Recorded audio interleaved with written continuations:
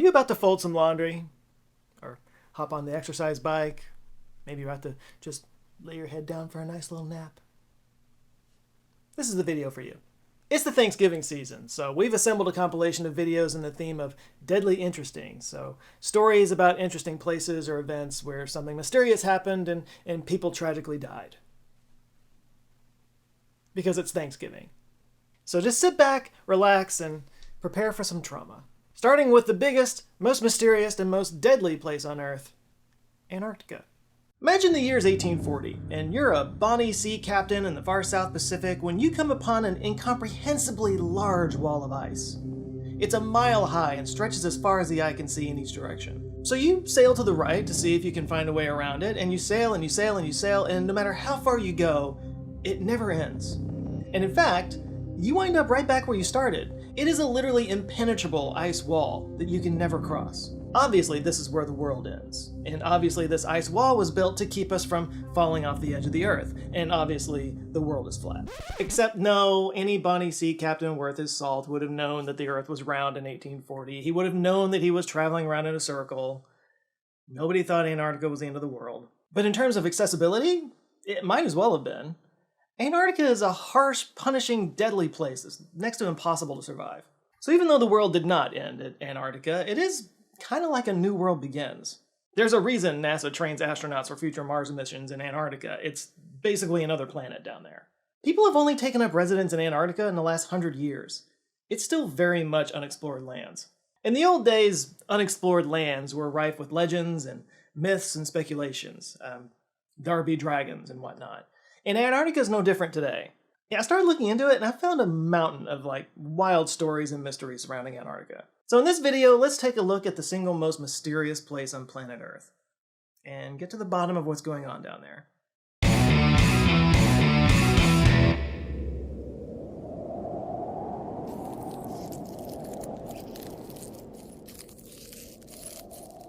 If there's one word to describe Antarctica, it's desolate. An endless landscape of white snow and ice, simultaneously one of the driest places on Earth and home to 60% of the Earth's fresh water. All of it locked up in an ice sheet that covers 99.6% of the continent. A continent that's way bigger than you might think. In most map projections, you only see a little sliver of landmass at the bottom of the map, or it gets divided up in some way. But it's more than twice the size of Australia, and big enough to cover the United States, Mexico, the Gulf of Mexico, and most of the southern Canadian provinces. And all of it under an ice sheet that averages 2,160 meters thick. That's 1.3 miles high. Average.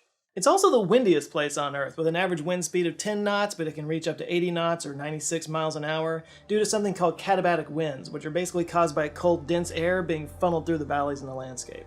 It's also extremely isolated, surrounded by some of the largest oceans in the world, with the mainland more than 1,000 miles away from the closest inhabited continent. The closest point being the Antarctic Peninsula that reaches out to within 600 miles of Tierra del Fuego in Argentina. And of course between them is the Drake Passage, which is considered one of the roughest areas of ocean in the world. Because of course it is. Oh, it's also old. And lakey. There are about 400 underground lakes in Antarctica. Or under ice, I guess.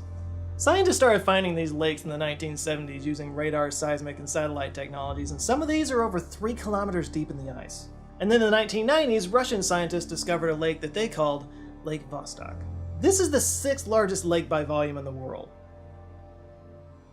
And for some reason it's not ice. Why is it not ice? Everything around it is ice. It turns out there's a geothermal vent down there that's warming up enough of it to keep it liquid, but again, this is the 6th largest lake on the planet, and it's under almost a mile of ice.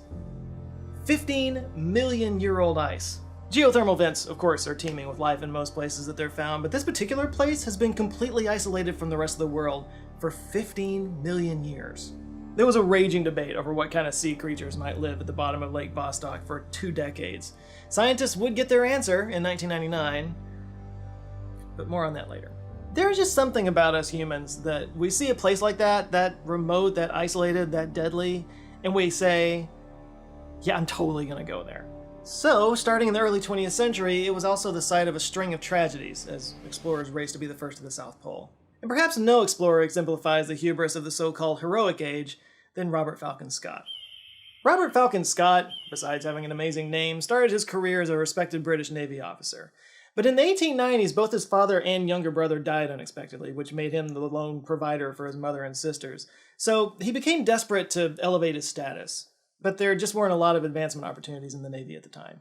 And then in 1899, while home on leave, he had a chance encounter with the president of the Royal Geographical Society, a guy named Clements Markham. And he was funding an expedition to the South Pole, and he needed a commander. So, yeah, Robert Falcon Scott jumped at the chance. So in 1901, he set sail on his ship Discovery with fellow explorers Ernest Shackleton and Edward Wilson. And they didn't quite make it to the pole. Although they did reach 82 degrees latitude, which is the furthest south anybody had ever been at that time. But yeah, they eventually had to turn back with just 530 miles to go. This was actually kind of a disaster. They ran out of supplies, the crew all came down with scurvy, they had to resort to eating their sled dogs to survive, and still, Robert Falcon Scott wanted to press on. It was actually Shackleton who insisted that they turn back in order to save the crew. This actually led to a major falling out between the two of them that lasted for years. Still, Robert Falcon Scott returned to Britain a hero. They did cover new ground and made new geographical discoveries. There was a scientific component to this trip, so a lot of cool science was done. And to the British public, who had been kind of demoralized at this point in history, he was kind of like proof that Brits still had some fight and pluck in him. He got invited to Balmoral Castle by King Edward VII. He actually promoted him to the commander of the Royal Victorian Order. He became a toast of society for a while, and he eventually met and married a wealthy socialite named Kathleen Bruce. So in a way, he got exactly what he wanted from that trip. But deep down, it always really bothered him that he never quite got to the South Pole, and he kind of blamed Shackleton for holding him back. And publicly, he was really nice to Shackleton. They got along and whatnot, but in practice, he was pretty antagonistic. Like in 1907, Shackleton launched his own expedition to the South Pole, and Robert Falcon Scott forbid him from landing in the McMurdo Sound, which is the same place where the Discovery had landed when they went the last time. And at the time, it was by far the safest landing spot. But Scott insisted that that was his field of work, and he had rights to the area. So yeah, he was willing to put Shackleton's whole crew in more danger because of that. Swell dude. Shackleton landed there anyway on his ship, which was called the Nimrod, and they got a lot closer this time. They got to 88 degrees latitude. It was a mere 95 miles from the South Pole. But again, supplies ran out, dogs were eaten, and Shackleton made the decision to turn back to save his crew, which he succeeded at doing. They all made it back. Barely. By the way, this would happen again to Shackleton several years later on the Endurance. You might have heard the story of the Endurance. The ship basically got destroyed in the sea ice, and he and his crew were stranded there for about 4 months before they could be rescued. But they did all survive. So while Shackleton never quite made it to the South Pole, he did earn the reputation as a captain who, always put his crew first, even if it meant foregoing personal glory. Something that could not be said for Robert Falcon Scott. In November 1911, the ship Terra Nova landed on Ross Island, and from there, Robert Falcon Scott set off with a crew to the South Pole, which he was going to reach this time no matter what. For once and for all, he was going to beat Shackleton, and he was going to be the first human being to the South Pole. The crew faced all the usual hardships, including sled dog stew, but they pressed on, and on January 17, 1912, they did it. Robert Falcon Scott reached the South Pole, and what he found there was a Norwegian flag. Yeah, Roald Amundsen got there just a month before him. And he had no idea, at least not until he saw the flag planted there. So yeah, he and his crew, they turned around and headed back to their ship, which they never actually reached. One by one, they succumbed to the cold and starvation, including eventually the captain himself. And thus ended the career of Robert Falcon Scott. By the way, Roald Amundsen made getting to the South Pole look easy. Like, dude just crushed it. While everybody else had struggled and suffered and often died, he had actually trained with his crew extensively for years beforehand. And yeah, the whole thing went really smoothly. They got back to the boat 10 days early. Though it does need to be said, his entire mission was strictly competitive. Like, he was just there to get to the South Pole. There was no science component to it, whereas Scott's mission did have a science component to it. In fact, when rescue teams found their final resting place, they had on them the first fossils ever found in Antarctica. And this actually turned out to be one of the first big mysteries of Antarctica because these fossils were petrified wood, meaning Antarctica used to be covered in forests. What? This, of course, would go on to become part of the first early evidence of plate tectonics theory, basically proving that Antarctica used to be part of Pangaea and in a much more temperate region. But after Amundsen and Scott and Shackleton, technology improved and more explorers and scientists made a lot more discoveries in Antarctica. And with it, a lot more mysteries. So I talked about Lake Vostok and how deep under the ice it was. Well, there's another mysterious lake that's even deeper, and they called it, wait for it, Deep Lake. It's an inland lake in East Antarctica. It's about 55 meters below the sea level, and as you go deeper into it, the salinity increases drastically. It's about the same salt content as the Dead Sea. In fact, it's 10 times saltier than the ocean. But because of that salinity, the water never freezes, even though it gets down to negative 20 degrees Celsius. So you might think that nothing could possibly live in water that cold, but nope. Something does live there. A study in 2008 showed that there's actually 3 species of a bacteria called Hyloarchaea, which makes up most of the biosphere there. Hyloarchaea, if you're not familiar with it, it's a single-cell organism that basically it thrives in salty water. There's also a green algae that grows on the lake surface, which is actually the main food source for the bacteria living down there. And like I said, there's 3 different species of Hyloarchaea, and they're all adapted to different parts of the lake. Like some like deeper locations, some like to eat the protein in the water, and some like to eat the sugars that the green algae produces. Speaking of algae, I mentioned earlier that 99% of Antarctica is covered in an ice sheet. Well, one of the few places that's not covered by an ice sheet is McMurdo Dry Valley. And it kind of looks like Mars there. But one interesting site there is Taylor Glacier, which has a 5-story waterfall that pours into Lake Bonny. What's interesting about this particular waterfall is it looks a lot like blood. Yeah, it looks like somebody just stabbed the glacier and it's bleeding out. So they named it Blood Falls, and only recently scientists have been able to figure out what makes it look that color. Yeah, Dr. Ken Livy is a scientist at Johns Hopkins University, and he used transmission electron microscopes to basically examine samples of the Blood Falls waters. And what he discovered were tiny iron-rich nanospheres that oxidize, which turns the water red. And nanospheres apparently occur in nature. I think of nanospheres as like a molecular thing with graphite or something like that, but they are real things that happen in nature. They're about 1/100th the size of an average human red blood cell, and they've got their own unique chemical and physical characteristics. And these nanospheres come from a lake that's about 400 meters underground. It's very salty, and it's cut off from the air, so it just kind of like sits there, but it's very iron-rich, so once it seeps through the fissures and hits the air, the iron-rich water rusts, creating blood falls. Yeah, I've got to do it. Coming this Sunday to the Poughkeepsie Civic Center, Tokamak and Stellarator featuring Blood Falls. Get tattoos free.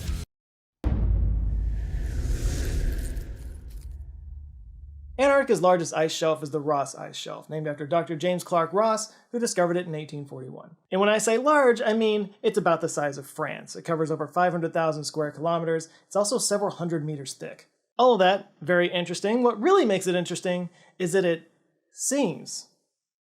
Kind of.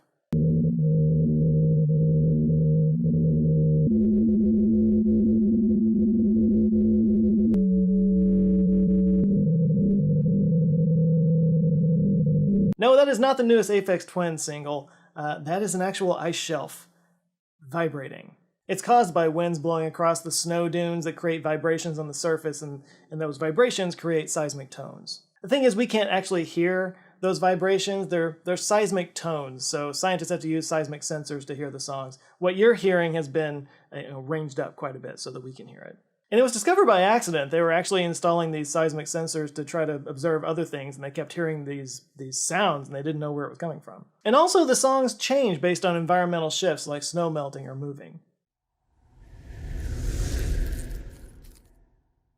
In the late 1950s, something really strange was discovered in the northern Wilkes Land in East Antarctica. It's a gravity anomaly, which is exactly what it sounds like. It's where there's a difference between the predicted value of gravity at a specific site and what's actually observed there. So yeah, there's just a place in Antarctica where gravity works differently.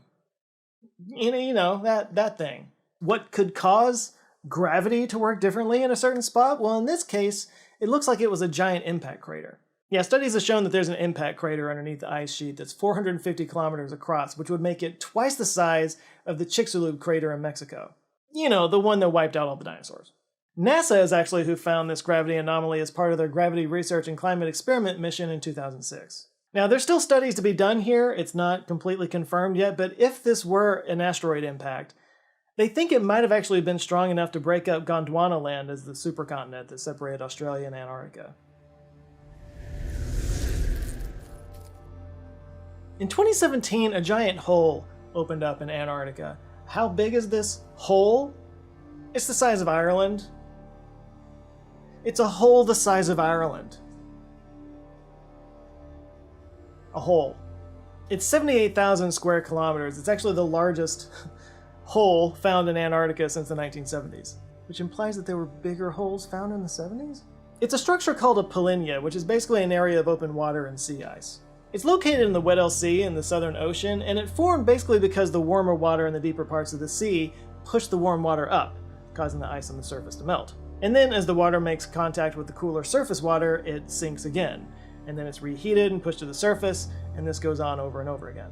Now there's a lot of these types of holes, these polynyas, that have popped up in the sea ice all around Antarctica, but this one is massive, and they're still not exactly sure how one this big could form with the methods that they're aware of anyway. So it's a bit of a mystery.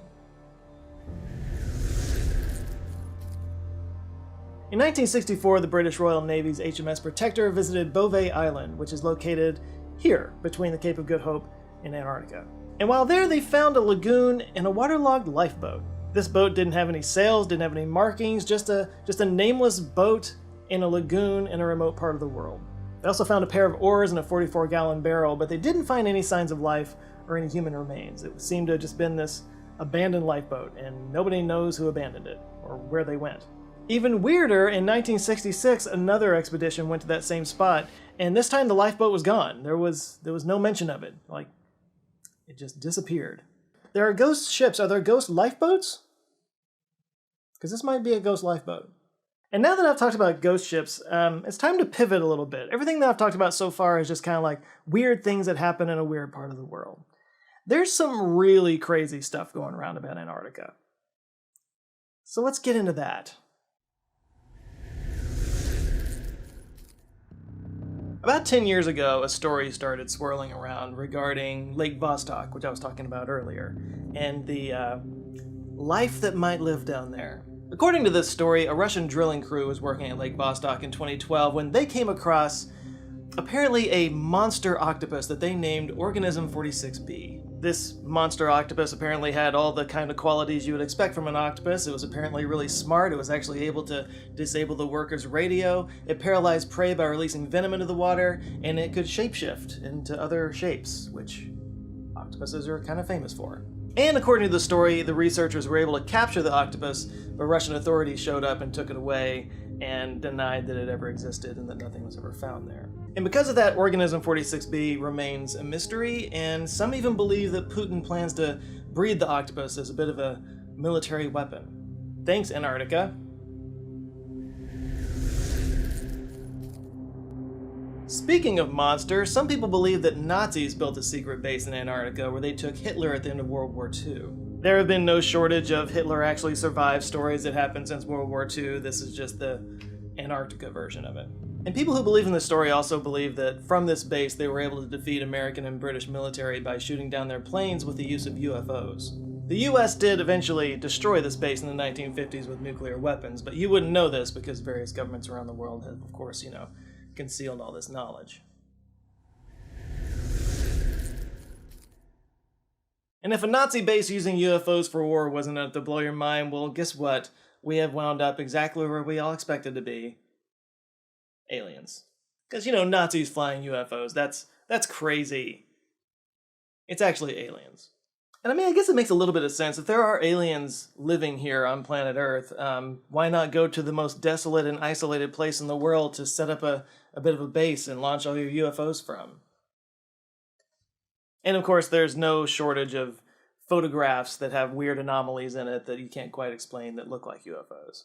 And last but not least are the stories about pyramids or ancient civilizations that have been buried under the ice of Antarctica. Some people believe that this might have been like an ancient Egyptian civilization with the pyramids and stuff. Some people believe it might have been Atlantis. After all, we know that Antarctica used to be a more tropical continent that was in a more suitable place for life and civilizations to flourish.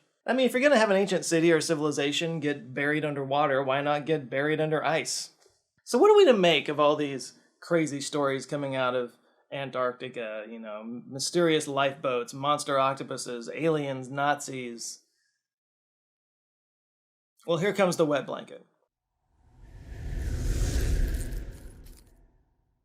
So we can start with that mysterious lifeboat. So in the early 2010s, online researchers actually figured out what it was, and it turns out it was a Soviet Antarctic whaling fleet that visited Bouvet Island in November of 1958. People were sent ashore, but the bad weather set in and people were temporarily stranded. So there's not a whole lot of story behind this. A helicopter picked them up a few days later. They weren't stranded for very long, but they did leave the lifeboat behind in the lagoon.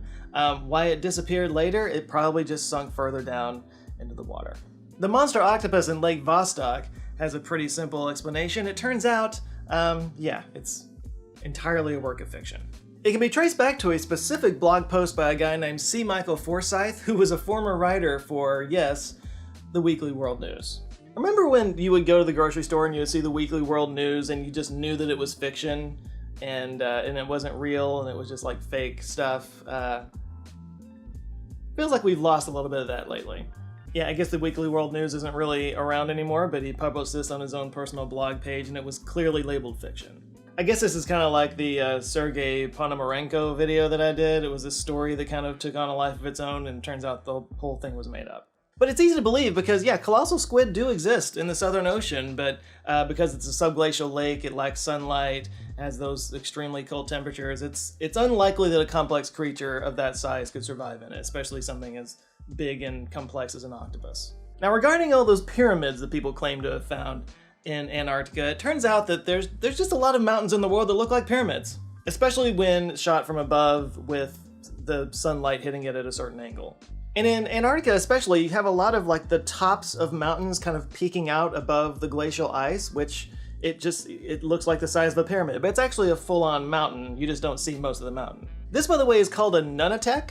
That's a mountain or a hill surrounded by glacial ice. In fact, there's a whole range of mountains in Antarctica called the Ellsworth Mountain Range. It was discovered in 1935, and yeah, it features a lot of these pyramid-like shapes. This one in particular is 1,265 meters tall from the base of the mountain to the top, but all we really see is the top of that mountain sticking out of the ice. So yeah, it looks like pyramids to a lot of people. Now, as far as the Atlantis story goes, ice has covered Antarctica for 15 million years, which is way longer than humans have walked the Earth. So if we were somehow able to establish an ancient civilization at the South Pole, it would have only happened after everything was completely frozen over. Which seems impossible considering the temperatures and the fact that there's just not a whole lot of food there to stay warm and nourished. So yeah, stories about Atlantis are usually vague and lacked any solid facts. So like, yeah, when Asians and Europeans talked about unmapped places in the past, they could have been talking about Australia or Oceania. So now we get to the Nazi conspiracy theories, and here's the deal about that one. There's a little bit of truth to it. Nazis did actually land and camp in Antarctica, but it wasn't for a military base. It was for a whaling station so that Germany wouldn't have to be dependent on whale oil from Norway. The Germans actually landed in an area that was already claimed by Norway called the Dronning Maud Land. But, you know, they planted flags there and they called it Neuschwabenland. Sure, I pronounced that perfectly. But yeah, the area was abandoned by the Nazis in 1945, which makes sense because Nazis were out of power at that point. But yeah, thousands of scientists have visited that area since the 1950s. It's been mapped by satellite, aircraft. Nothing's there. And it is also true that the US and Britain conducted military and bombing operations around Antarctica. But those were test missions. They didn't have anything to do with Nazis well after the World War II. They seem to have been conflated with the Nazi base to create stories about secret missions and UFOs. It all just comes together into a nice conspiracy stew. And speaking of the sightings of UFOs that I was talking about, most of the crashed UFOs I was talking about can easily be explained as rocks or mountain peaks or tipped over icebergs. The fact of the matter is, Antarctica is a very strange alien landscape where things don't look normal because they're not normal, and it's just really easy to apply wild and crazy stuff to the things that you see that don't make sense to you. By the way, one more thing, I didn't even talk about this earlier, but the Earth isn't hollow and Antarctica isn't a gateway into the planet.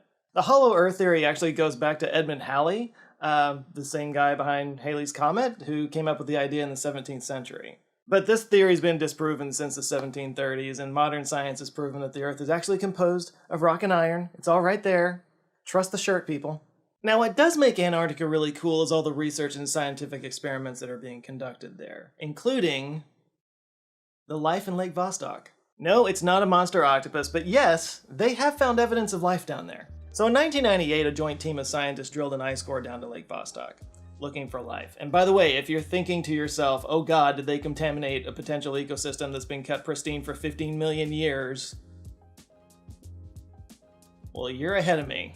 The team was made up of scientists from Russia, France, and the US, and the ice core they drilled was one of the deepest ice cores ever drilled. It went down 3,623 meters, or 11,886 feet. That's over 2 miles. They stopped, thankfully, about 100 meters above the water level, but even in that ice, they found extremophile microbes, so there's definitely life down there.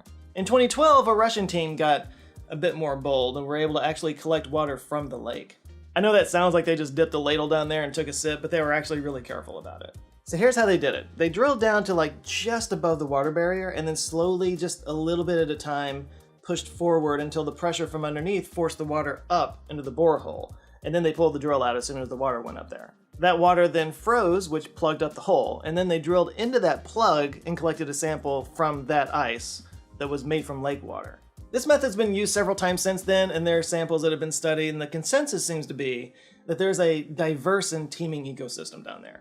DNA sequencing found over 3,500 unique gene sequences, 94% of which were bacteria, and 4% were from more advanced eukaryotes. These species were described mostly as what one would expect to find in, brackish water around deep sea sediments and thermal vents, but while the vast majority of the life that was found was unicellular organisms, there was some multicellular ones in there. Nothing much more complex than that, though. Except, a team in 2020 found DNA that was 97% similar to a type of rock cod that lives off the coast of Antarctica called Notothenia cordyceps. Now, most don't think that there's actual species of cod living down there. It's expected that's a contamination of some kind, because there has been some contamination. Yeah, Lake Vostok has been a bit of a flashpoint among environmentalists because water samples have shown traces of kerosene and antifreeze in it. Yeah, one of the problems that they ran into when they were drilling this, again, 2-mile-long borehole is that sections of this borehole would freeze over. So the Russians started using kerosene and freon to keep the holes open and lubricated. And they didn't just use a little bit, they used 60 tons of the stuff. Now, it wasn't like they were just pouring it into the lake. There were only trace amounts that had been found in it, but still. Anyway, there's a whole debate around that, but that's just one thing that's been studied in Antarctica. We studied things like the ozone hole, million-year-old DNA, neutrinos from outer space, and evidence of fires during the time of the dinosaurs. Oh, and remember that Mars meteorite that they thought might have had fossilized bacteria in it? Yeah, that was found in Antarctica. Anyway, that's it for now. Thank you guys so much for watching. Please share down in the comments what your favorite Antarctica fact is, if there's anything that I missed or whatnot. And outside of that, you guys have a good rest of your week. Stay safe, and I'll see you next Monday. Love you guys. Take care. Have you heard about that thing where the words Arctic and Antarctic just mean bears and no bears? I heard this somewhere, so I looked it up, and it's actually kind of interesting. So yeah, Arctic comes from the Greek Arctos, which means bear or of the bear, and Antarctic means opposite the bear. Now, I heard that, and I thought, obviously that's because, there's bears in the Arctic and there's no bears in the Antarctic. But that's actually not the case. The bears were the constellations Ursa Major and Ursa Minor, which appear in the northern sky. So that became the place of the bears, and the opposite became the opposite of bear. The fact that there just happens to be bears in the Arctic and not in the Antarctic is just a coincidence. I just thought that was interesting. Now here's where the word isthmus came from.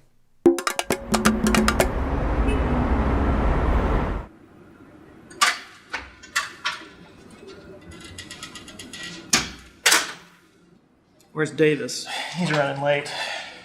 Well, we're gonna have to start without him. Today we've got land masses surrounded by water. And the first one is a small landmass surrounded by a huge ocean. What do you think that looks like? Oh, like a small continent? No, smaller, way smaller.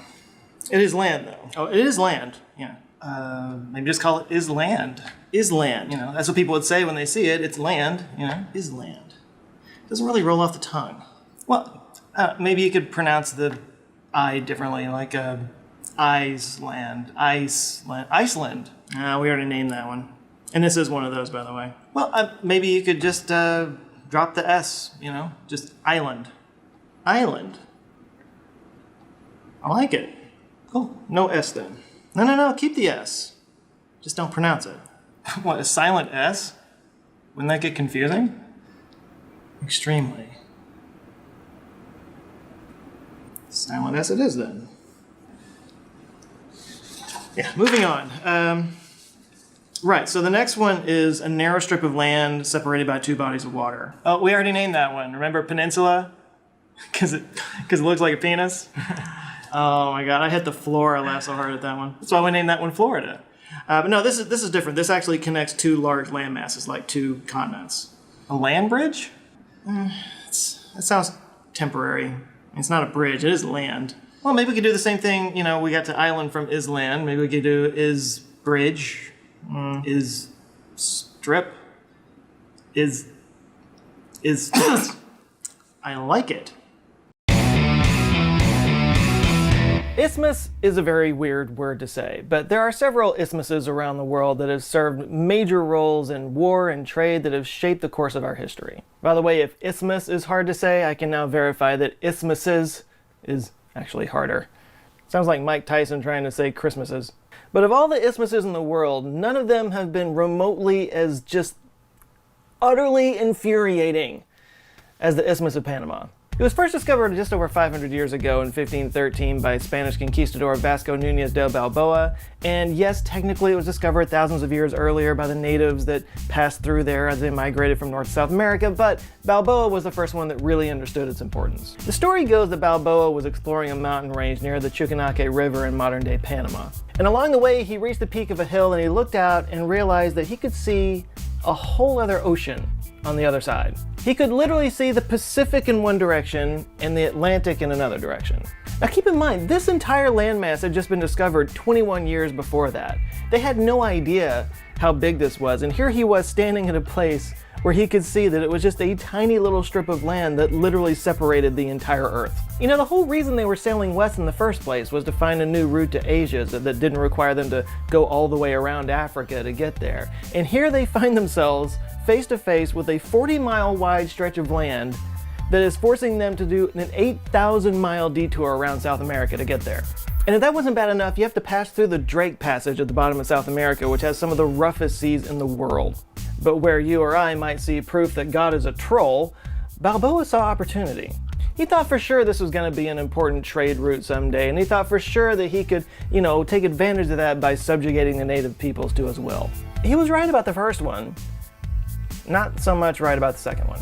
Eventually Balboa crossed the wrong Spanish governor named Pedro Arias de Avila, who thought he was getting a little too big for his britches, so he had him beheaded, according to the britches law. But just really quickly, how did this whole thing get created in the first place? It's such a weird little strip of land. How did that happen? It's kind of a geological rarity. About 50 million years ago, the Caribbean and Cocos tectonic plates collided and it set off underwater volcanoes. And those volcanoes did what volcanoes do. They erupted a lot, brought a lot of lava up to the surface, and created a chain of islands between the two continents. These islands disrupted the ocean currents enough that sediment started to build up around it, and over about 12 million years, that sediment filled in and closed itself off completely. That's how you get an isthmus. So yeah, pretty much from the moment the Isthmus of Panama was discovered, people have been trying to put a canal through it. King Charles V of Spain ordered a survey for canal building purposes in 1534. In 1698, the Kingdom of Scotland tried to put a railway across the isthmus, but nothing ever came of that. Even Thomas Jefferson put his engineering mind toward the canal in 1788, but it proved too difficult at the time. Now, all this time, there were roads that crossed the isthmus. The most notable one was the Las Cruces Trail, but it was a long journey over mountains and through rainforest that made getting heavy stuff through there pretty much impossible. It basically made the 8,000-mile journey around South America look worth it. Finally, in 1855, a railway was built across Panama at the cost of $8 million, and 10,000 people died. So many people died that it created a cadaver market of selling these bodies off to medical schools that actually kind of kept the hospitals in business. But even still, it was a band-aid solution at best, especially for cargo. You had to unload the boat, you had to take meticulous notes on all the inventory, get it on the rail, go across the jungle and the mountains and get to the other side, and then you have to put it back onto a different boat, again, keeping track of all the inventory and everything. It was a pain. So the next serious attempt at a canal was done by the French in 1881, and they were riding high at the moment on the success of the Suez Canal, which at the time was one of the biggest engineering feats in world history. So they tapped the same guy who built the Suez Canal, an engineer named Ferdinand de Lesseps, and he thought he'd make short work of this project. After all, the Suez Canal was way longer than the Panama Canal would need to be. It was like 3 times longer. So he took a few trips to Panama and concluded that the whole thing would be a cakewalk. But as they say, pride goeth before the guy who doesn't know the difference between Egypt and Panama. The Suez Canal is a sea-level canal across a flat plain. Panama is basically a string of volcanoes. The Suez is a dry desert environment. Panama is a freaking rainforest. Also, Lesseps visited Panama during the dry season, which didn't give him a good idea of how things would work. So after months and months of his crews, pickaxing through the jungle and through mountains and rock and everything, the rains would come and then just flood in everything with mudslides and water and just undo everything they just did. This also created some lovely breeding grounds for mosquitoes, which spread malaria and yellow fever, which killed up to 40 people a day on average. So when it became obvious that a sea-level canal through Panama just absolutely wasn't going to work, they decided to do a lock system, and this is where they called up Gustav Eiffel to make that happen. Yes, that Gustav Eiffel. But at this point, it was too little too late. The money was dwindling, and the body count had risen to 25,000 people, and they were nowhere near close to actually completing this canal. Eventually, the project was scrapped. Lesseps was investigated for misappropriating funds and bribery, but before he got brought to trial, he actually added himself to the body count when he died in December of 1894. And unlike the tens of thousands of people who died working for him, he got to die of old age. He was 89 years old. This whole thing was objectively a disaster, but it did get the ball rolling on the Panama Canal, which the United States picked up and ran with in 1902. Am I mixing metaphors there? In 1902, the U.S. passed the Spooner Act, which basically bought the Panama Canal Company from the French for $40 million. Now, this was controversial because a lot of people thought that Nicaragua would actually be a better place to build a canal, but the French had already gotten started on this, and they figured it would be easier to kind of pick up where they left off. Plus, the United States already owned that railroad I talked about earlier that would run parallel to the canal. Now, there was one tiny problem, which is that Colombia didn't want us there. Now, if you're asking why does it matter that Colombia didn't want us there, it's because Colombia owned Panama. The Isthmus of Panama was part of Colombia at the time. And the reason they didn't want us there was because they kind of feared that we would come in and try to take over their country, which we had kind of just done in the Philippines. So on one hand you have Teddy Roosevelt saying he wants complete control of the canal, and on the other hand you have the Colombians who don't want to do that. They don't trust us to be good with that. So that really gave the US only 2 options. 1, respect the sovereignty of another country and walk away. Or encourage the people of Panama to revolt and form their own country with the express understanding that in return for our naval support we get to build the canal and run it in perpetuity. Seeing as how there is now a country called Panama through which runs a canal, you can kind of guess which direction we chose. So, after getting all America! Yeah! Panama got its independence and the United States got its canal, but we went about doing it a little bit differently than the French did. For one thing, by this time we understood a lot more about malaria and yellow fever and their connection to mosquitoes. So Colonel William C. Gorgas was placed in charge of sanitation, treating any standing water, putting up mosquito nets, fumigating buildings, that kind of thing. And it worked. The rates of malaria and yellow fever went way down during the American campaign. All in all, including accidents and disease, only 5,600 people died this go-around. Only 5,600 people. Yeah, for those of y'all doing the math, that all adds up to about 31,000 people that died building the Panama Canal. That's like 10 9/11s. The entire operation was placed under the Department of War. They framed it as a national security issue so that our Navy could get from one ocean to the other quickly. So it was all being directed by Secretary of War William Howard Taft, which of course later became President of the United States. With the backing of the country's defense budget, Taft brought in heavy machinery that the French didn't have, and he also brought in dynamite. Lots of dynamite. Because if the War Department knew how to do anything, it was blow stuff up. Now, all of these factors helped with the American effort, but the real genius move was thought up by Chief Engineer John Stevens. So I mentioned the lock system earlier, just in case you're not a canal expert. The point of the lock system is to raise ships up above sea level. So this is one of the problems that Lesseps ran into. He actually wanted to create a sea-level canal that just dug all the way down to sea level, but he found out that this volcanic rock was just too hard and too impassable. The whole thing was just kind of impossible. With a lock system, a ship enters a lock, which closes behind it, then the water's pumped in that raises the ship up to the level of the next lock. The ship then moves forward, then that one fills, raises the ship to the level of the next one, and so on and so forth until you get to the level of the canal. So they were doing the lock system in Panama, but there were still 40 miles of treacherous jungle and mountains to get through. But John Stevens had a brilliant idea. You could dam the Chagas River and create a lake right in the middle of the isthmus. Then you only have to build a canal to the lake, cutting the amount of canal building in half. More than half, actually. This changed everything. Now all you had to do was build the world's biggest dam at the time and create the world's biggest man-made lake at the time. Not to mention the locks, which were the biggest ones in the world at the time. Also not to mention a certain area called the Culberra Cut, which was basically the Continental Divide, which required leveling a mountain from 59 meters above sea level to 12 meters above sea level, and required removing 100 million cubic meters of rock.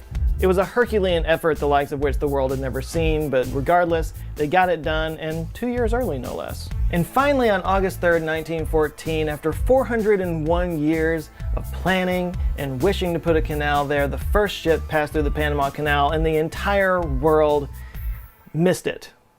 Because on that very same day, Germany declared war on France, which started World War I. But the effort was worth it, because almost immediately 5% of world trade started traveling through the Panama Canal, and just like everybody predicted, it became one of the most strategic points in the entire world. And it's for that reason that the US hung on to the ownership of Panama Canal for decades, even as tensions with Panama began to rise. Now eventually, big shock, Panama decided they wanted ownership of the canal, and the US resisted even after supporting Egypt as they fought to get control of the Suez Canal from the British and the French in the 1950s. Not the best look. Now this finally got resolved during the Carter administration when a treaty was signed putting an end date to the United States ownership of the canal in 1999. So on January 1st in the year 2000, the Panama Canal finally became the property of the country of Panama. Today nearly 14,000 ships pass through the Panama Canal every year, and it continues to shape the global shipping industry. In fact, the size of those locks kind of determined the size of cargo ships over the last century. The largest a ship can be and still fit in those locks is 1,050 feet long and 106 feet wide. So of course, shipping companies want to build their ships as big as they possibly can. So this became a class of ship called Panamax.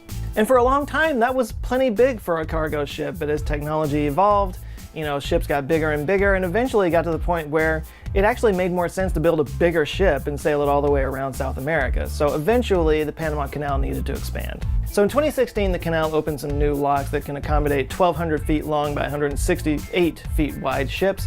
This became known as Post-Panamax. And in a great example of ripple effects, the new size ship meant that ports along the US East Coast have spent tens of millions of dollars to upgrade their facilities. And it's created a whole industry of transport hubs in the Caribbean where post-Panamax ships unload their cargo onto smaller ships that can then hit any port in the East Coast.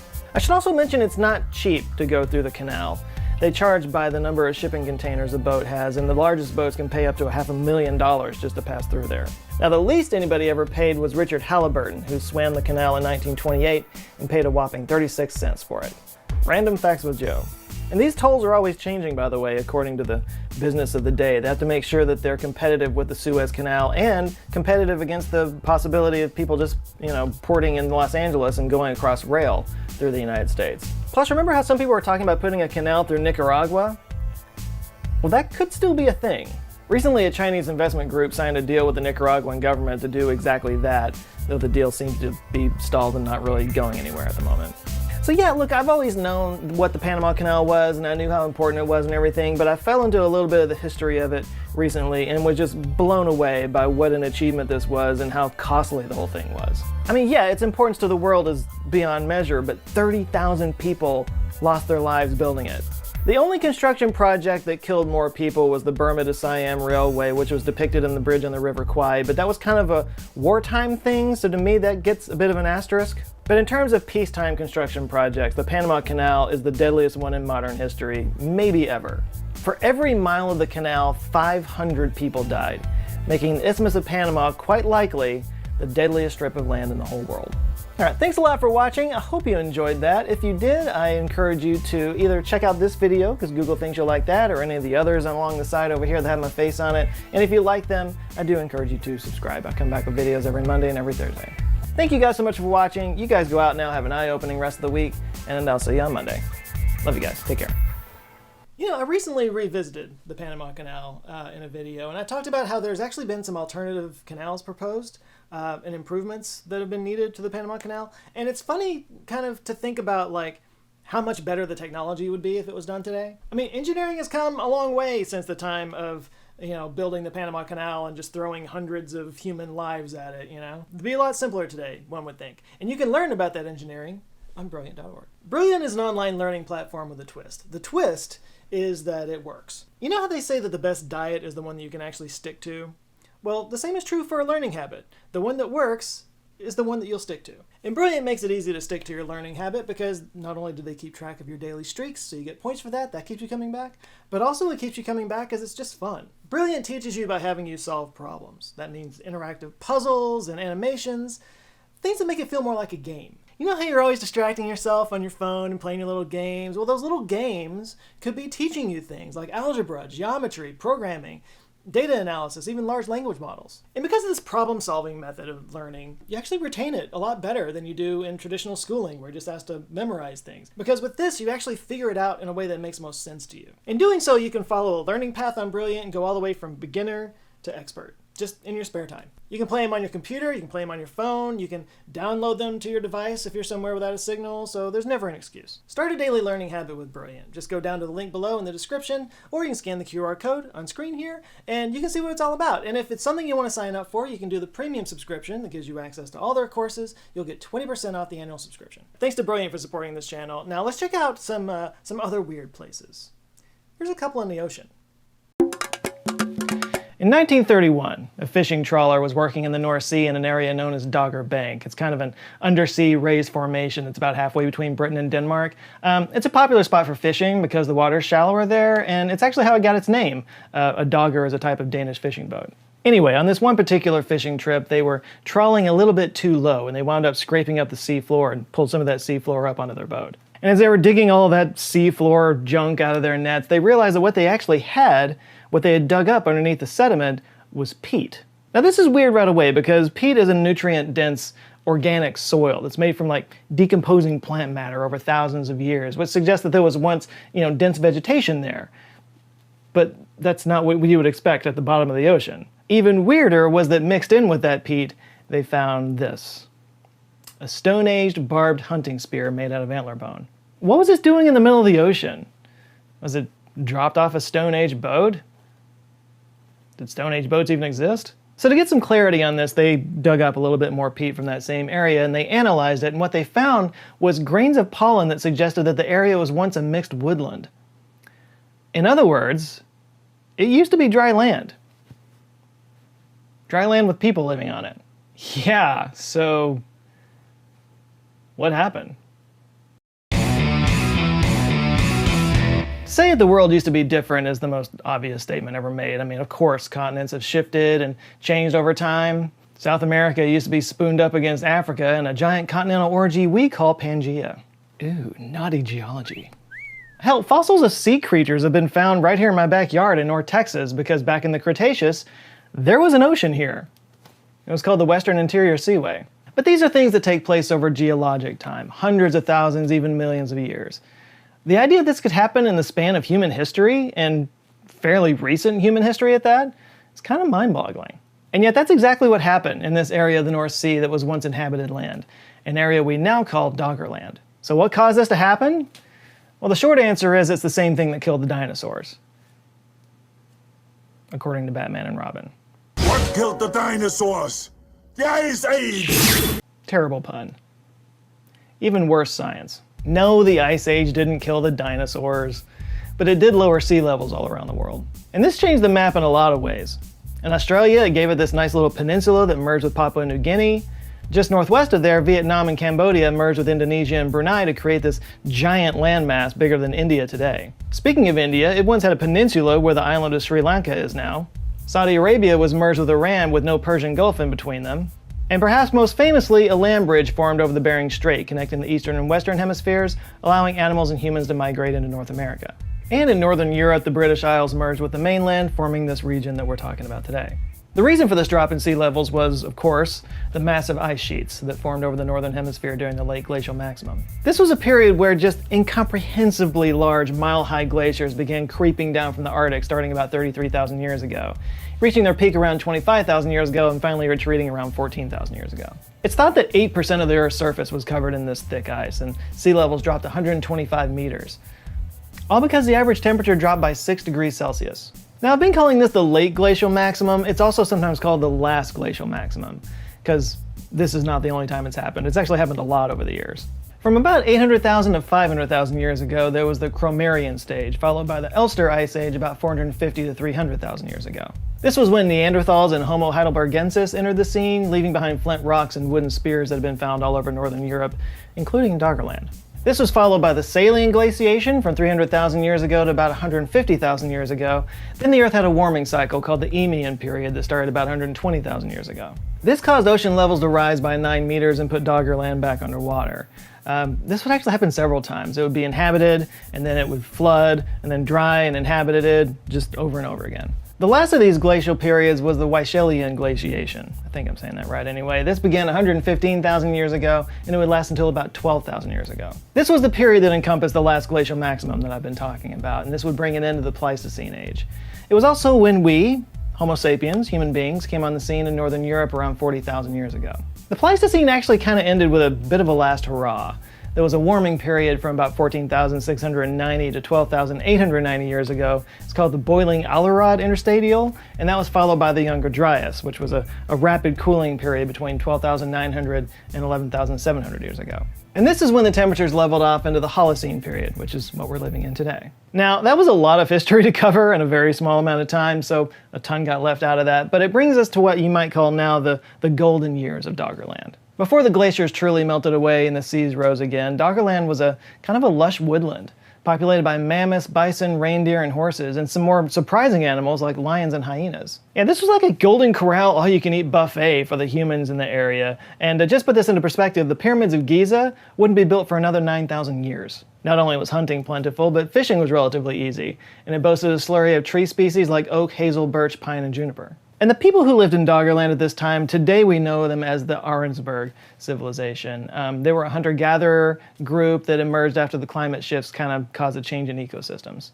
Arensberg items have been found in Denmark, Germany, the Netherlands, Belgium, North France, and eastern England, and it's thought that Doggerland might have been especially popular during the winter during the migration of reindeer. And they found similar barbed spears like the ones they found on Dogger Bank and other Arensberg settlements around Europe. They were a group of nomadic tribes, so they didn't set up cities in Doggerland or anything like that, which is a good thing, because as we already know, Doggerland's days were numbered. As the glaciers continued to melt and the water slowly rose, much of Doggerland became kind of marshy wetlands, which still makes for some pretty good hunting grounds for humans, especially because it kept other predators out like saber-toothed cats. Cats don't like to get wet, even back then. Now the Dogger Bank area was higher in elevation, so it's probably still more dry and woody. But then around 9,000 years ago, an event took place on the other side of the world that pretty much sealed its fate. Over in North America, as the Laurentide ice sheet melted and receded northwards, it left behind a massive lake just to the northwest of our current Great Lakes called Lake Agassiz. Lake Agassiz was insanely huge. Like, it's bigger than all the Great Lakes combined. It covered 440,000 square kilometers, larger than any currently existing lake today and similar in size to the Black Sea. And all of that water was being held back by ice dams that eventually broke. It's not completely clear which direction this water went. Some think it went up through the Mackenzie Valley in Canada, some through the St. Lawrence River Valley, some think it just dumped right into the Hudson Bay. Or maybe all three. But when all this water spilled into the ocean and made its way around the world, the ocean levels around the world rose practically overnight. And most of Doggerland went under the water. And Dogger Bank became Dogger Island. Some actually suggest that the Lake Agassiz event might be the source of all the flood myths from all around the ancient world, because it did raise ocean levels everywhere. And just like today, people back then used to settle along coastlines. It's likely a lot of settlements got wiped out, including Doggerland. But this isn't why Doggerland is sometimes called the Atlantis of the North Sea. Now, at this point, Dogger Island still remained, along with a small land bridge connecting Britain to the mainland. And Dogger Island wasn't small, it was 23,000 square kilometers, roughly the size of Sardinia. By the way, fun fact, this is the same area where they found the world's oldest boat. A canoe was found that was dated to be around 7750 BCE, so it is possible people could have even traveled to it. Now, it was another event that has led some people to call it Atlantis. Around 6200 BCE, so about 8,200 years ago, the North Sea was hit with a series of massive tsunamis that was caused by the Storegga Slide. This might sound like a dance you might do at a cousin's wedding, but the Storegga Slide was an underwater landslide that occurred when a massive chunk of the continental shelf broke off. It displaced 3,500 cubic meters of debris. That's 840 cubic miles. That's basically like if an asteroid 9.5 miles wide dropped into the North Sea. Experts suggest that this mega tsunami wiped out both the remaining land bridge and Dogger Island. effectively wiping out any civilizations that might have remained there and separating Britain from mainland Europe. You might call it the first Brexit. Now, to the best of our knowledge, any civilization that might have still been hanging around on Dogger Island were probably hunter-gatherers, so the idea that an advanced and powerful civilization got wiped out, like in the Atlantis myth, is probably a non-starter. But it was an inhabited island that literally sank into the ocean in a cataclysmic event. Now, of course, nothing in science is that cut and dried. There is evidence to show that this happened, like the distribution of sand and clay in the area. But other findings based off of sediment cores suggest that it might have remained above water for several hundred years after the tsunami. But investigations continue around Dogger Bank to learn more about what was lost all those years ago. Everything from lions to woolly mammoths to dozens more spear tips and tools. As of right now, the youngest artifact found was from 6050 BCE. Now, ironically, plans are in the works to use Dogger Bank to install an offshore wind farm, including a floating artificial island in the same place that a real island used to be. And kind of double ironically, the whole point of a wind farm is to help reduce the very kind of sea level rise that doomed it in the first place. It's a big project, but there's an even bigger project that's being discussed that could actually bring Dogger Island back. I mean, it's unlikely, but maybe? Because of rising sea levels and cities like Amsterdam being under threat, there have been some proposals to put a dam across the entire North Sea and English Channel. The plan is to extend a dam from Scotland and the Shetland Islands across to Norway and from the southwest of England to the northwest of France. This is being called the North European Enclosure Dam, and it would not just protect the North Sea, but also the Baltic Sea and all the cities that lie on that coast. It would be a mega project, to say the least. The total length would be 657 kilometers, and just for reference, the longest bridge in the world is 165 kilometers. Estimates say that it could cost up to $500 billion, but it would protect the livelihoods and property of over 25 million people, and probably prevent many times that cost and damages. And I mean, hey, if they really want to get crazy with it, maybe they could pump enough water out of it to bring Dogger Island back, and then discover all the secrets it holds. Again, not likely, but it's an interesting thought. Anyway, thanks again for watching. Now go out there, have an eye-opening rest of the week, stay safe, and I'll see you next Monday. Love you guys. Take care. Fans of the musical Hamilton are probably familiar with the song Dear Theodosia.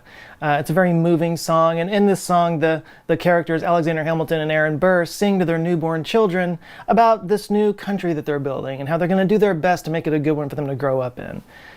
It's something I'm sure any parent can identify with. In the play, Hamilton's son Philip would later die tragically in a duel, and we never really hear what happened to Aaron Burr's daughter Theodosia, but her life was pretty tragic as well. In 1801, Theodosia married a wealthy landowner named Joseph Alston, who would later go on to become the governor of South Carolina. They would have a child together in 1803, a boy that they named Aaron Burr Alston. Sadly, he died of malaria at only 9 years old in 1812. This was especially hard on Theodosia. She had something of a mental breakdown and her health began to fail. She decided that perhaps a change of scene would help her to deal with her grief, so on December 31st, she boarded a schooner called the Patriot and left to go visit her father. The Patriot set sail out of Georgetown, South Carolina, and after that, the Patriot and Theodosia vanished from the face of the earth. Old school viewers of this channel know that I love me some mysteries of the unexplained, so it shouldn't be any surprise that when I was a kid, I was really into the Bermuda Triangle. Like, so into the Bermuda Triangle. I was convinced that if you stepped 1 foot inside the Bermuda Triangle, you were doomed. Toast. Bye, Felicia. No, seriously, when I was a kid, the Cold War was still going on, and I came up with this brilliant idea that we should trick the Soviets into attacking Miami, because then they'd have to go across the Bermuda Triangle, and they'd all just disappear. Boom! Freedom, baby! Except coming from Russia, they would probably come from the north and never get anywhere near the Bermuda Triangle. There were some kinks in the plan. This is probably why you shouldn't put 8-year-olds in charge of the military. But just to back up, for those of you who aren't as well versed in the woo-woo, the Bermuda Triangle is an area of ocean between Miami, Puerto Rico, and Bermuda, inside of which, according to legend, ships and planes have a tendency to sort of disappear. There are also stories of mysterious lights and compasses going haywire, dogs and cats living together, mass hysteria. Stories about unexplained events in the Bermuda Triangle go really way back, as we'll get to in just a second, but the legend of the Bermuda Triangle seemed to really pick up steam in the 1950s. An article in the Miami Herald in September 1950 titled "The Sea's Puzzle Still Baffle Men in Push-Button Age" by E.V.W. Jones discussed the mysterious disappearances of ships and planes in the area. In it, Jones wrote that, quote, "It is the same big world the ancients knew, into which men and their machines and ships can disappear without a trace," unquote. An article in Fate magazine in 1952 titled "Sea Mystery at Our Back Door" by George X. Sand described the area as a watery triangle. Which is true, it is watery. In 1962, The Mystery of the Lost Patrol by Alan W. Eckert appeared in the American Legion magazine, and this seems to be the first time a paranormal element has been invoked regarding the triangle. Eckert wrote, quote, "A lot of pilots have seen a lot of strange things they can't explain." But the phrase Bermuda Triangle first showed up in the pulp magazine Argosy in 1964. It was coined by writer Vincent Gaddis, who described the region as a place that, quote, "has destroyed hundreds of ships and planes without a trace." A best-selling book, The Bermuda Triangle by Charles Berlitz, enhanced the legend in 1974. Since then, the Bermuda Triangle has shown up in music by Fleetwood Mac. I guess you've heard about the Bermuda Triangle. Barry Manilow. Bermuda Triangle, it makes people disappear. Board games. Accessible only across the forbidding lime green waters of the Bermuda Triangle. Computer games. Movies. I've lost contact with 23 Sierra. They're in the Bermuda Triangle. This is Airport 77. And yes, Scooby-Doo. Has disappeared in the Bermuda Triangle.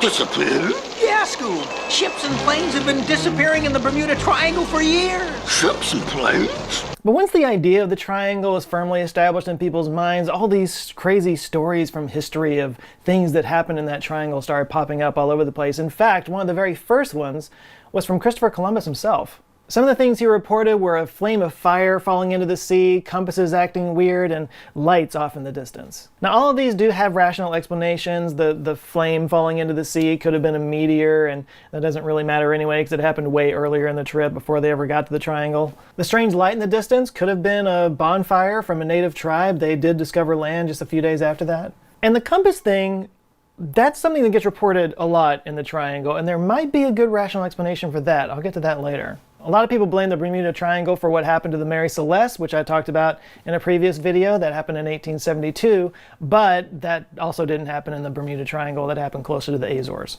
Then there's the story of the Ellen Austin, which came across a derelict ship floating around in the North Atlantic in 1881.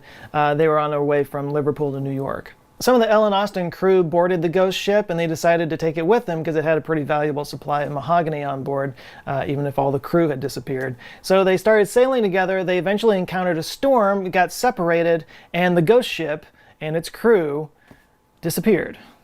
Again, weird story, but again, it wasn't in the triangle. What did disappear in the Bermuda Triangle was the USS Cyclops, which disappeared in 1918. It was a shipping vessel on the way from the West Indies to Baltimore with 11,000 pounds of manganese ore on board. Somewhere along the way, something happened, and it never quite got to Baltimore. 309 crew members were never seen again. Now, a recently discovered logbook showed that one of their engines had gone out and they were sitting lower in the water than they were supposed to be. So it was most likely just a hobbled ship that ran into some rough Atlantic waters and went down. Into the drink, as they say.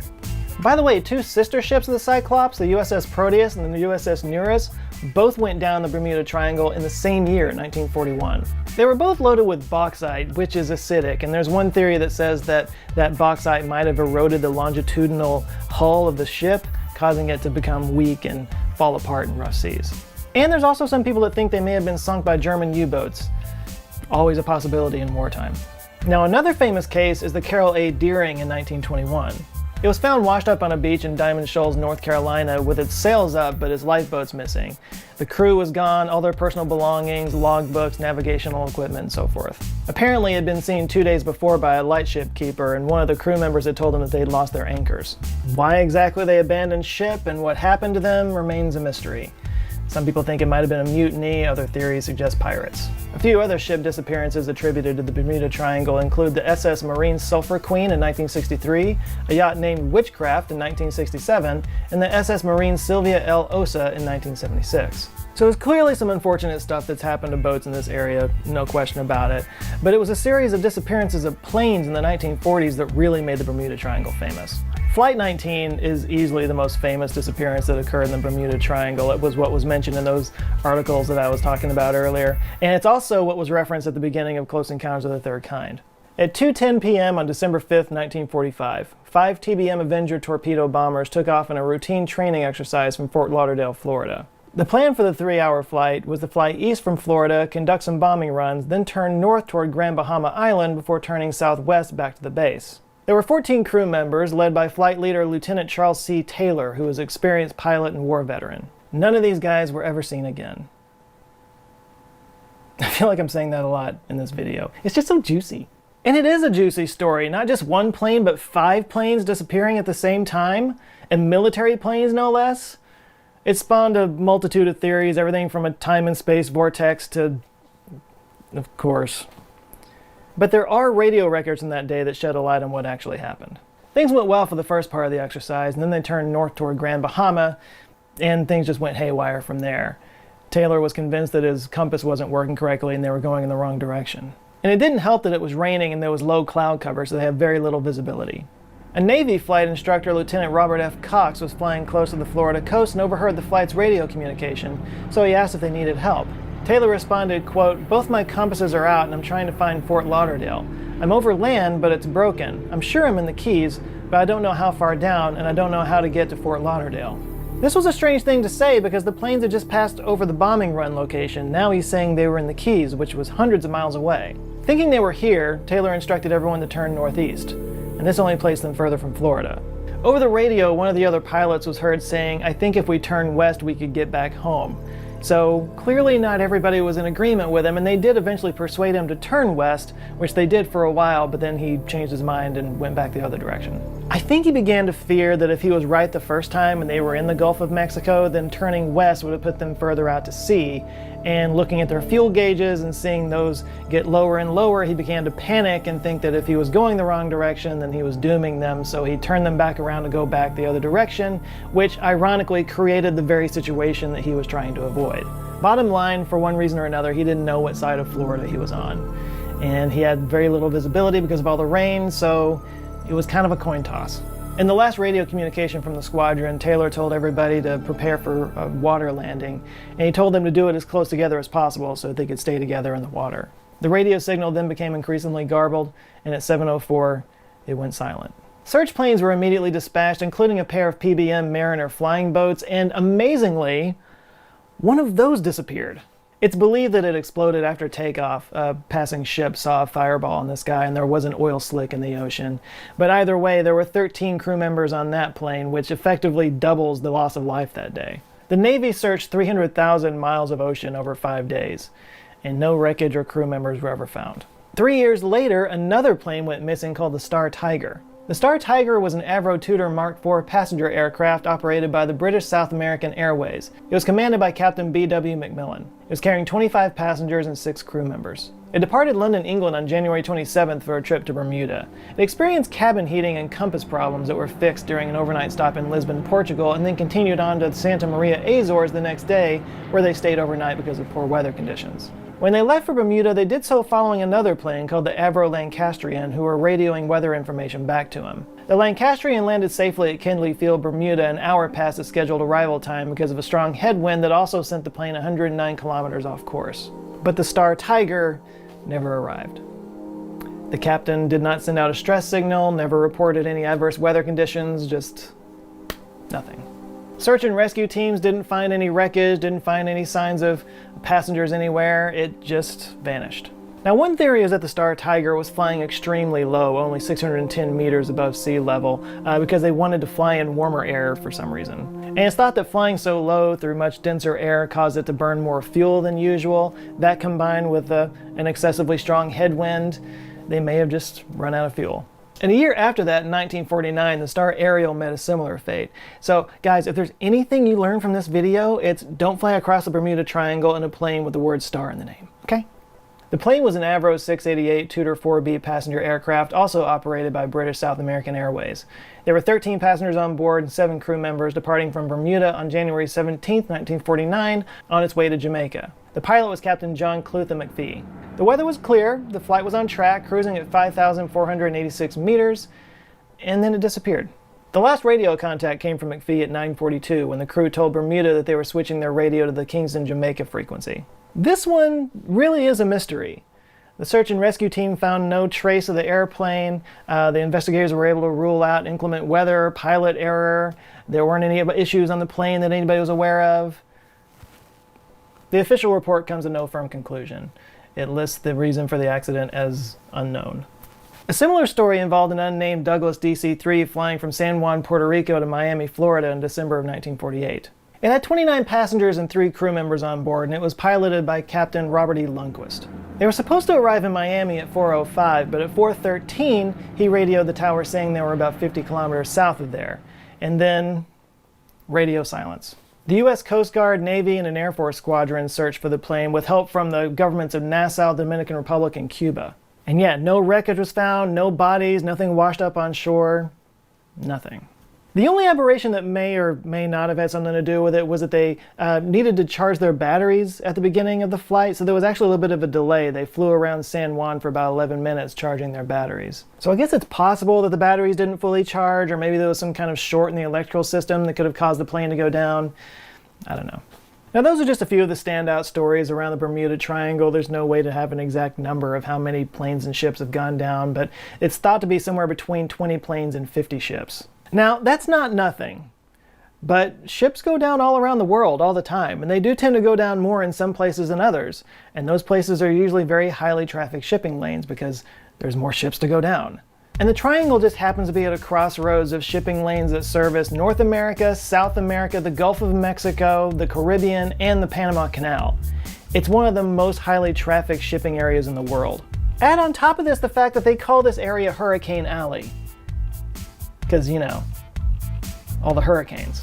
The Gulf Stream flows through this area, bringing with it warmer, more turbulent water that can easily whip up storms and hurricanes, especially during the time of year when the air up north is colder. So generally rough seas and storms, but this active current can also cause navigation problems because, according to the National Oceanic and Atmospheric Administration, quote, the Gulf Stream flows at a rate nearly 300 times faster than the typical flow of the Amazon River. That might make a ship or two go off course. And remember earlier when I mentioned the compass issues? Yeah, it turns out there might actually be a good rational explanation for this too. So you probably know that the magnetic North Pole is not the same as true north. The magnetic North Pole moves around quite a bit actually, and old-timey navigators that used compasses had to correct for that, and that correction is known as declination. So navigators always had to keep this in mind, always applying the declination to what their compasses were telling them. So if the compass was pointing it due north, they knew that they had to add a few degrees whichever way the declination told them to. Well, there is a line known as the agonic line that wraps around the planet that lines up the true north with the magnetic north. So if you're on the agonic line and your compass points to the magnetic north, you are looking at true north. Zero declination, basically. And that line, historically, has often passed through the Bermuda Triangle.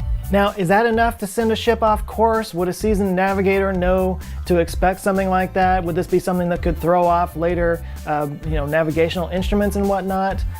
I don't know enough to say. But I can't help but notice that there haven't been any major incidents in the Bermuda Triangle since GPS became a thing. Just saying. And yet, despite that, and despite its notoriety, it's not even the most deadly place in the ocean.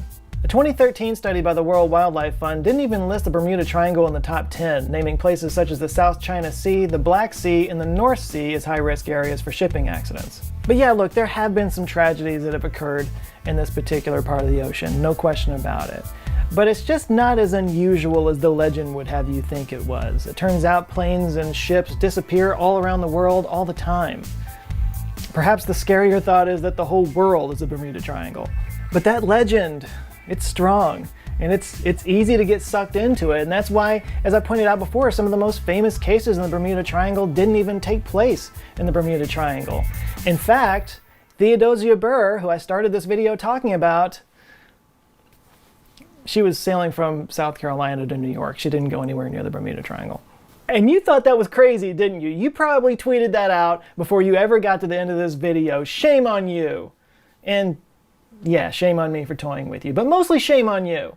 But that's how this works. When people find out that something happened in the Bermuda Triangle, it just becomes a whole thing, even if that thing wasn't that unusual or didn't even take place there.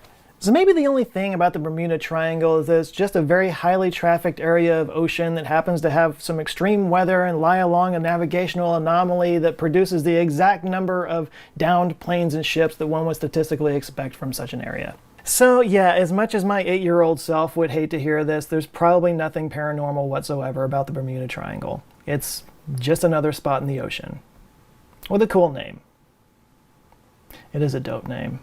Bermuda Triangle. Bermuda Triangle. Bermuda Triangle. The Bermuda Triangle. The Bermuda Triangle. All right, that's it for now. You guys go out there, have an eye-opening week, stay safe, and I'll see you next Monday. Love you guys. Take care. The Bermuda Triangle is one of my favorite videos. Also, one of my favorite mysteries when I was a kid. I was all about the Bermuda Triangle. Ironically, it did not wind up in the Book of Mysteries, which is on sale now. I mean, what can I say? I stuffed it so full of great mysteries there just wasn't any room for the Bermuda Triangle. Did I mention it's on sale now? After a long pre-launch, we finally got it out there. It's available to buy on Amazon. We just did a big launch last week, a week or so ago. We were trying to make a big splash on Amazon for a couple of days there, so if we did manage to succeed, thank you to everyone who helped out. But just because the big push is over doesn't mean you can't still buy the book. It's still on sale, and books are forever!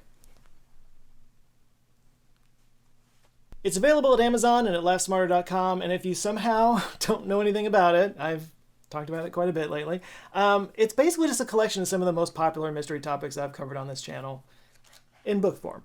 This has been a team effort. We've been working on this book for like 3 years now, and I can assure you we made every single mistake and crashed into every single hurdle a person could hit along the way. But in the end, I'm sitting here, I'm holding it, I'm happy that it's something that is out there. I'm proud of it, and honestly, it's kind of a fun read. Honestly, I think you'll enjoy it. Just saying, it's a nice, simple present that you could get somebody for whatever holiday you might be celebrating coming up.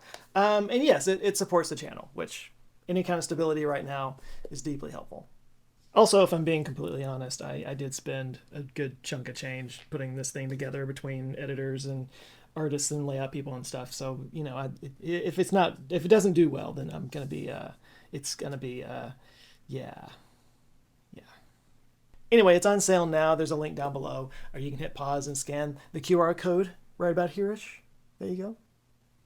There you go. Anyway, thank you for checking it out. Now let's take a look at some crazy stories around people that happen in the workplace. Imagine you're a deep-sea welder. It's 4 a.m., you're sleeping peacefully on your bunk when you're suddenly woken up by a ringing telephone.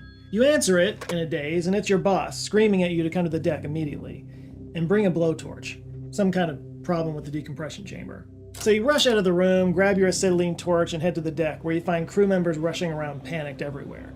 You look off to one side and you see a crew member named Billy laid out on the deck, motionless. He's flanked by 2 personnel doing CPR, and in the other direction you see another crew member named Martin. He's writhing on the ground in agony as a medic tightens a tourniquet on his leg. But before you can figure out what happened to them, you hear the sound of your boss screaming at you from the side of the decompression chamber. A hatch needs to be cut open immediately. So you run over there, your heart pounding in your chest, and you realize as you get closer that there's a giant smudge around the hatch. In fact, it's blood. Lots of blood. Your foot slips as you're running, and you look back to see that you stepped on something that kind of looks like a slab of bacon. In fact, you have to slow down because your feet are sliding everywhere. The whole surface seems to be covered in some kind of grease and other stuff. Finally, you reach the stuck hatch and you light the torch to cut it open, but as you turn to the hatch, you see that it's stuck, but just slightly open, with maybe a 5-inch crack in the door. And you glance inside the crack as you start to cut, and you lay eyes on one of the most horrific workplace accidents of all time. An event so disturbing people will still be talking about it 40 years later. That oil rig was the Byford Dolphin. They say when you go in the ocean, you re-enter the food chain. It's a foreign environment, one we're not adapted to or designed for, and that's more true the further down you go as the weight of the water puts crushing pressure on the body. But sometimes we gotta go down there. Our modern world has a surprisingly extensive undersea infrastructure. From offshore gas drilling to windmills to oil pipelines, undersea cables, there's a lot of stuff at the bottom of the sea that we all rely on. And all of that needs to be maintained. In fact, it's especially vulnerable to the elements because it's in the ocean. But that maintenance has to be done by people. People who take on a special risk by going down there. Think about how hard this job is. You're doing construction work, like welding, bolting, cutting, the kind of stuff that would be a tough job on land, but you're doing it in the water, in basically a spacesuit, at depths too low for the sun to reach, so you're in total darkness. You're dragging massive cables along behind you the entire time, and the seafloor is constantly swirling dirt and mud around you, so visibility is less than zero sometimes. But on top of all of that, maybe the craziest thing about this job is that you have to live in a tiny chamber for 28 days while you're doing all that. It's a process known as saturation diving. So you've all heard of the bends, right? It's that condition that divers can get if they ascend too quickly. Well, imagine if instead of going down 20 or 30 feet, you're going down 600 feet or even 2,000 feet. Like, how long would it take to decompress every time you came to the surface? Actually, you don't have to guess. I can tell you. It's a day for every 100 feet of depth. So, yeah, it's 600 feet. You need 6 days to compress and decompress, according to the internet, anyway. So you can think of it like a bottle of soda, right? So CO2 is added at high pressure, and it causes that to saturate into the water. Just like being underwater at high pressure causes gases to saturate into your blood. It's the same idea. But if you just release the pressure, then all those gases would come out of your blood. Bubbles would just form in your blood vessels. It would not be good. The trick is to turn the cap slowly, like really slowly, slow enough that bubbles just kind of don't form. The gas just sort of easily comes out of the solution. So if you're working down at the bottom of the ocean under those extreme pressures and you've got to go through a long decompression process every single time you come to the surface, a long and dangerous decompression process for that matter, that's a lot of wasted time and a lot of extra risk you're taking on. Unless you just stay pressurized. That's why saturation divers have to live in these tiny decompression chambers for weeks at a time, often up to 28 days. The way it's usually done is there's a pressure chamber on the surface vessel that the crew lives in for, again, up to about 28 days. They take turns working 8-hour shifts down at the sea floor, which they ride down to in a diving bell, kind of like an underwater elevator. After their shift is over, they go back up in the diving bell, dock the diving bell to the pressurized living quarters, and then do what they call a TUP, or a transfer under pressure, into the living quarters. Once that's sealed, the crew can then detach the diving bell for servicing. Although in some cases they do just kind of stay at the bottom of the ocean in a deep sea habitat. Okay, so just to put this pressure in perspective, think about how your ears pop when you're ascending or descending on a plane. So they pressurize planes to be at about the same as 8,000 feet of elevation. That's about 0.74 atmospheres. So that difference that you're feeling is between 1 atmosphere and 0.74 atmosphere. It's literally a quarter of an atmosphere difference. Saturation divers go from 1 atmosphere up to 19 atmospheres. Some even higher than that. The deepest saturation dive was done in 1992 by a company that was kind of researching the limits of this. They sent a diver to 2,300 feet of depth. That equaled 71.1 atmospheres of pressure. This is still the deepest saturation dive of all time and the most pressure any human being has ever experienced. Oh, by the way, the air that they breathe in those tanks, it's not just oxygen, it's actually what they call trimix. It's a mixture of oxygen, nitrogen, and helium. Helium because it's inert, so it doesn't react to anything, and it's also very low density, which makes it easier to breathe under pressure.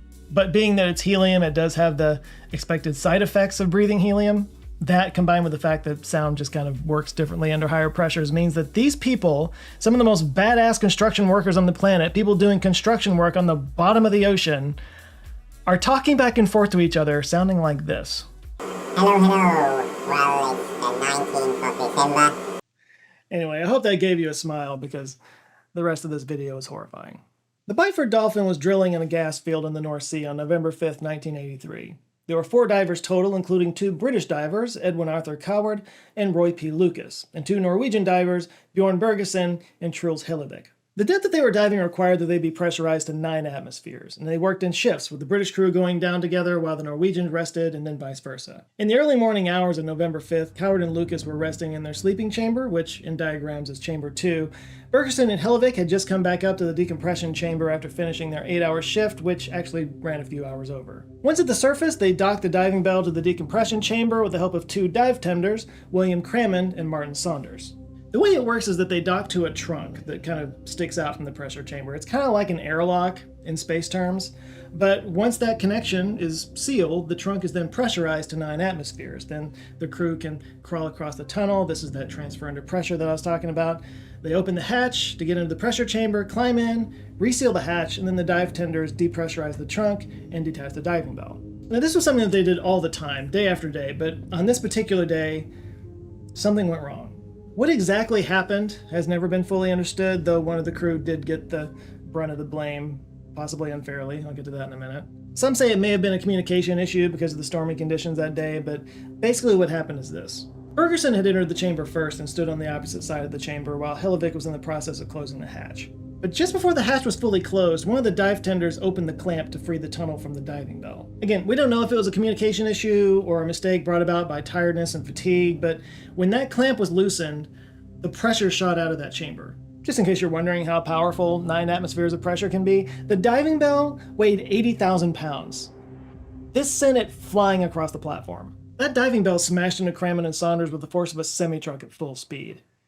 Crammond held on long enough for the helicopter to rescue him and pick him up, but he died on the way to the hospital. Saunders managed to survive but suffered multiple extensive injuries, including a broken back and a broken neck.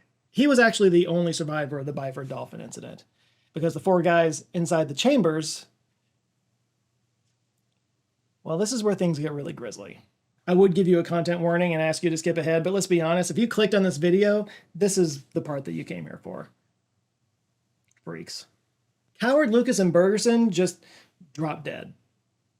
Actually, Bergerson dropped dead because he was standing when it happened. Coward and Lucas were actually in their beds, probably asleep, so they just died. That's what it looked like from the outside anyway. They just stopped breathing and maybe got a little puffy, because instantaneously nitrogen and other gases just surged out of their blood and tissues like a Mentos and Diet Coke. Their blood literally boiled inside of them. In less than a second, there were bubbles filling every inch of their bodies.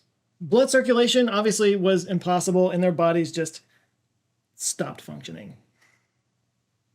Like, if you want to try to imagine what that would be like, you might think it would be like suffocating because no blood can get to your brain. Like, you might have a brief moment of panic as you become conscious of what's happening. But here's the thing. Their brains were boiling too. So they weren't aware of anything. It was just over. The autopsy report talked about how this degassing of their blood also kind of solidified lipids and fats in their bodies. And they explain it like this. Quote, in the cardiac chambers and the great vessels around the heart, both arteries and veins, large amounts of free fats were found. This fat was mixed with gas bubbles and looked like sizzling butter in a frying pan. That's horrible. But as horrible as that sounds, it's what happened to the 4th diver that's made the Byford Dolphin incident so memorable. Yeah, as I was saying before, Hellevik was in the process of closing the hatch when this decompression happened. The hatch itself is 60 centimeters, or about 2 feet in diameter. But it was most of the way closed when it happened, leaving about a 5-inch gap. A 5-inch gap that Hellevik was standing right in front of. So remember how I was saying that the force was strong enough to throw an 80,000-pound steel diving bell like it's a rag doll?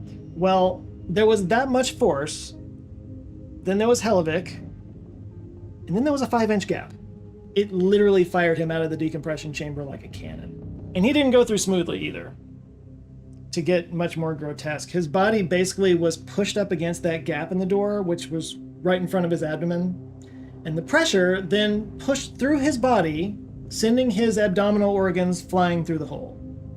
And then the rest of his body folded in half backwards and just got shredded through there. Only everything that I just said happened in a span of microseconds. From an outside perspective, there was just an explosion of body parts that covered the deck of the platform. One body part that they couldn't even figure out what it was found 10 feet above the decompression chamber. It took 4 body bags to collect all of his remains, and the investigators still didn't think they got all of it. Now, you might be noticing that I'm not using any actual pictures of the event in this video, and no, I'm not, for all the obvious reasons, but I did use the autopsy report as a source. It is linked below.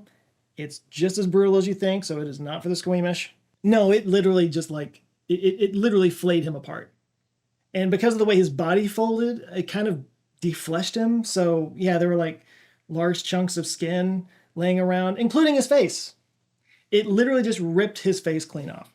So it's easy to see why this accident has sort of imprinted itself on our collective psyches It's gory, it's sensational. But for me, I don't know, man. It just hits that existential dread place for me. Like the idea that 1 second you're there and then 1 second you're everywhere. Like, we don't think of our bodies as something that can just like instantly disintegrate like that. Like did he even have time to know that something had gone wrong? Or was it just lights out? I don't know. Some people might say that's the best way to go, just immediate nothingness. But for me, I don't like thinking about this. Somebody paid for this, right? Well, I mentioned earlier that one of the divers took most of the blame for it. That diver was Billy Crammond. So yeah, Crammond is one of the dive tenders that was helping to secure the diving bell to the chamber as the crew performed their TUP. And he was the one that pulled the clamp before the chamber hatch had fully closed, which is a mistake he paid for with his life. So when the families and the governments and the companies behind it were looking for answers for what happened, it was pretty easy for them to just point the finger at him. The company behind it, by the way, was Comex. They were the ones that were operating the Byford Dolphin, and it was in the jurisdiction of the Norwegian government. It was part of their sea area. But yeah, most of the blame landed on Crammond, and in fact, so much hate was directed at Crammond that his widow, Ruth Crammond, had to move away from her home in Edinburgh. But of course, it's not that cut and dried. Obviously, the company wanted to wash their hands of the whole thing, and the easiest way to do that was just to direct all the blame at Crammond, because to take responsibility would cost them a lot of money. I am never going to financially recover from this. But the reality is the company did make decisions that contributed to this accident. And those decisions were also all about the money. Because it turns out that this kind of accident was 100% preventable by a simple interlocking mechanism that keeps the clamp from releasing until the hatch is closed. And this wasn't some fancy newfangled technology. In fact, regulations had been passed in 1982 that made these mandatory on saturation dive rigs, but it only applied to new construction projects. The Byford Dolphin was kind of grandfathered in. So they didn't have to install it, but they could have, and they chose not to. At the same time, they were pushing these divers on longer and longer shifts. Industry standard was about 8-hour shifts, but Comex actually lobbied the Norwegian government to allow for longer shifts. This means the divers were working for as long as 14 to 18 hours at a time. So, of course they were exhausted and out of their minds at 4 a.m. in a roiling sea. It's almost like working people way past when it's safe is unsafe. But perhaps the real victims on all of this were the families of the 6 men involved. The Norwegian government did pay some compensation to the families of Bergersen and Hellevik because they were Norwegian citizens. Saunders was granted a disability benefits through the UK, though I'm sure it didn't come close to replacing his income. It was the Coward Lucas and Crammond families that suffered the most. They were denied compensation from the company and the Norwegian government until 2009, when the North Sea Divers Alliance brought a lawsuit over the accident. That means their widows raised their children alone for 25 years on just a fraction of what they were expecting to live on. They finally did settle that 2009 lawsuit for an undisclosed amount. The money won't bring back what they lost, obviously, but at least the organizations involved finally took some responsibility. And yeah, Ruth Crammond was able to finally move back to Edinburgh with some measure of vindication. And thankfully, regulations are much tighter in the diving industry today, partly because of the Byford Dolphin incident. I guess if there's an upside to horrifying accidents, it's that they can actually lead to actual positive change because we're all just so horrified by it. The North Sea is now considered one of the safest places for divers, but no place is completely safe. Even with modern technology, deaths of commercial deep-sea divers are still reported every year. One of the most horrifying recent events happened in 2022 when 5 underwater welders were sucked into an oil pipe off the coast of Trinidad. Yeah, the last man that got sucked into the pipe did manage to survive, but he was the only survivor. The deaths of the other men have been blamed on criminal negligence by the fuel company. All of which might make you wonder why somebody would ever sign up to do a job so dangerous, but the answer is pretty simple. Saturation divers are some of the highest paid construction jobs in the world. And rightfully so. Yet the British divers who were on the Byford Dolphin were making £2,000 per month. That's the equivalent of £14,000 today, although they use euros now, so. But you want to hear what's really crazy? The number of commercial diving deaths is nowhere near the number of deaths from recreational diving. So 2018 is the last year that we have solid numbers for, and there were 55 recreational diving fatalities in the United States and Canada alone, 189 worldwide. The number of commercial diving fatalities in 2018? 6. At least the commercial divers are getting paid well. The recreational divers died just doing it for free. And most of them were in submerged caves. I will never understand why people go cave diving. Although, to be fair, there are a lot more recreational divers and commercial saturation divers, Even if it does pay a lot of money, it's still one of the most dangerous jobs in the world. According to the North Sea Divers Alliance, between 1965 and 1990, there were 350 to 400 working saturation divers in the entire world. Out of that count, 56 of them died. That's a 1 in 7 ratio. But that's a risk that saturation divers are willing to take. Because the pay is good, sure, yeah, of course, but it's also important, challenging work, and some people love that kind of challenge, you know? It gives them a purpose. It takes a certain type of person to do this. I mean, these guys give off big astronaut energy. Yeah, Ruth Cranman said that she would complain to her husband about how dangerous his job was, and he would just kind of shrug it off and say that crossing the road is dangerous. For the record, he's not wrong. Looking at those 2018 numbers, there were 189 diving deaths and 6,000 people who died crossing the road. It would be kind of ironic if one of those deaths was a saturation diver on his day off. I mean, they're not used to having traffic on the bottom of the ocean. And maybe someday we won't have to put people's lives on the line anymore. I did a video a while back about humanoid robots. Well, there's underwater robots as well. Like, we already have to tether people to the surface for air and communications. Robots could do the same thing and be down there for as long as they need to be. No decompression necessary. A couple of early steps in that direction include the U1 from UWare Robotics. It's designed to not just swim through the water, but to hover in place, which is actually kind of difficult, and it's very necessary if you're going to do some work with it. Right now, it's mostly used for scanning the seafloor and not so much for physical labor. For that, you might want to look at the Aquanaut from Nauticus Robotics. It actually has articulating arms and robotic claws that can be controlled remotely or be pre-programmed for a number of tasks. These have a very long way to go before they start taking any sat diving jobs, but they are a step in that direction, for better or for worse. Until that happens, some of the bravest, maybe craziest roughnecks on the planet will continue to do the important work that they do under pressure. I have held off on making that joke this entire video, and those same men will be just a little bit safer because of the Byford Dolphin incident. So I guess if you want to find a silver lining in a story about 4 guys spontaneously exploding, there you go. But that's it for now. You guys go out there, have an eye-opening rest of the week. Stay safe. I'll see you next Monday. Love you guys. Take care. There's a town called West Texas. It's not in West Texas. It's just north of Waco, which is kind of more on the east side of Texas, but it's called West Texas. This is a real town. This is not an Abbott and Costello routine. It's a small town farming community, and one day back in 2013, a guy named Derek Hurt and his daughter Chloe were driving around, and she noticed that a building was on fire. He recognized it as a local fertilizer plant that made fertilizer for the farmers around there. And, the first responders had already been called. There were a dozen or so firefighters out there fighting the blaze and everything. So he didn't really have much to do, so he got out his phone and decided to record it. And what he recorded was this.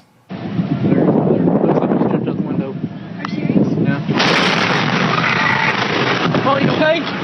Dad? You okay? I can't hear. Come here. I can't hear.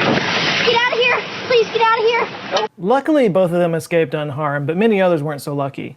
15 people died, most of them first responders, and 200 people were injured in a blast that the U.S. Geological Survey measured as a 2.1 magnitude tremor. Where the plant once stood, there is now a 93-foot wide crater. The cause of the fire has never been fully understood. Some people suspected that it might have been deliberately set. There's not really been any proof of that, but whoever started it, however it got started, it eventually hit the 240 tons of ammonium nitrate that they had in storage. That, by the way, is what they used in the Oklahoma City bombing, except they only had a truck full of it. The West explosion was insane, and one of the biggest warehouse explosions ever on record. Until last year. On August 4th of 2020, a fire broke out in Warehouse 12 in the port of Beirut. This warehouse was holding, and you can't make this up, folks, fireworks. And 2,750 tons of ammonium nitrate. There you can see the fireworks going off in the smoke cloud. And there you can see the ammonium nitrate. According to Wikipedia, this caused 207 deaths, 7,500 injuries, and caused $15 billion in damage. The explosion was equal to a 1.1 kiloton bomb and could be heard as far away as Cyprus. Companies often work with hazardous chemicals, and these are just a couple of extreme examples of what can happen when things go wrong with those chemicals. But neither of these disasters comes close to what happened in Bhopal, India in 1984. Not only did it kill far more people, but unlike these examples, it did it without making a sound. To understand what happened in Bhopal, we have to first establish what was going on in the city at the time. Bhopal is the capital city of Madhya Pradesh, and its history goes back at least 300 years, maybe more than 1,000, if the legends of the founding are true. Interesting thing about Bhopal, for about 100 years, it was ruled by a dynasty of women called the Begums. That's a title, not a name, by the way. Modern India is a constitutional republic, so that party's officially over, but the royal heirs basically live like Bollywood Kardashians. They're huge celebrities in India. But anyway, in the middle of the 20th century, Bhopal grew into an important industrial hub in India. It grew from about 100,000 people in 1950 to 2.4 million in 2021. But as it tends to happen, the economic growth didn't affect everybody equally. When you talk about what happened in Bhopal, it's as much a story about economic inequality as it is about corporate negligence. In 1984, the city was home to around 784,000 to 1 million people, depending on who you ask. Seriously, the numbers are all over the place. But about 20% of people there lived in what are called kucha homes. These are homes that are kind of made out of whatever scraps they can find to put them together with. They're usually temporary in nature. Shanty towns might be another name for this kind of neighborhood. And I use the present tense on that because people are still living like that today. Back in '84, most of these kucha neighborhoods were concentrated in the northern industrial part of the city, whereas the wealthier people live further south in what are called puka homes, which might be traditional homes like you and I might experience, or flats or apartments. And smack dab in the middle of those kucha neighborhoods in the industrial north was one of the city's biggest employers. It was a chemical plant run by United Carbide India Limited, or UCIL. The plant was an important employment hub in the town. Over 1,000 families made their living off of it, not to mention hundreds of businesses around it that sort of fed off of that ecosystem. When the plant was built in 1969, the world was going through a bit of a green revolution, especially in India. And what that means, at the time anyway, was lots of pesticides. Pesticides didn't always have the stigma that we apply to them today. Once upon a time, they were a godsend. They made it possible for developing nations to feed their people and get rid of food insecurity. So the Bhopal UCIL plant was a huge producer of these pesticides that were so important to them at the time. And the two brand names that they made specifically were called Sevin and Turmeric. Both of these pesticides were produced with a chemical called methyl isocyanate, or MIC.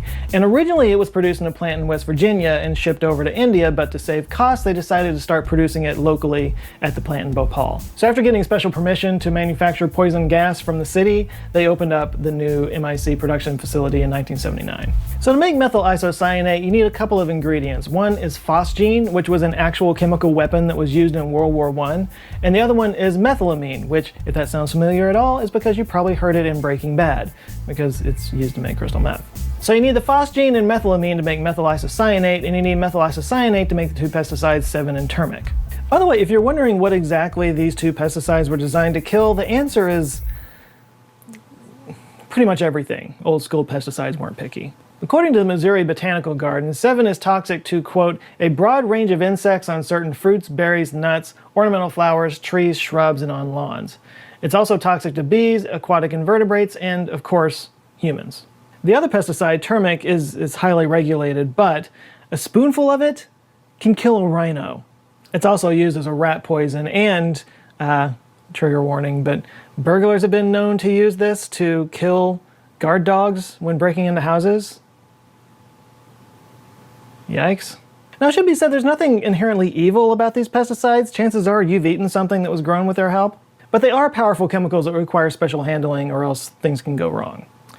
And within a couple of years of producing their own MIC in Bhopal, things started to go wrong. On Christmas Day in 1981, a phosgene leak killed one worker and sent another one to the hospital. Less than a month later, a second leak sent 25 people to the hospital. Clearly there was something wrong at this plant. Part of the problem was just simple budget cuts. Union Carbide had a couple of other plants that made MIC. One was the one in West Virginia, another one was in France, and both of these had computer systems that were designed to stop leaks. The one in Bhopal was supposed to be a copy of the one from West Virginia, but it had $8 million slashed from its budget, so they couldn't afford the computerization. This means that operators had to detect and respond to problems manually, and there were only 8 shutdown devices when 24 were the standard. Now that said, some analysts have suggested that this was actually adequate to keep the plant from running into a problem, except maybe one in every million years or something like that, if things were done correctly. As we are about to find out, that was not the case.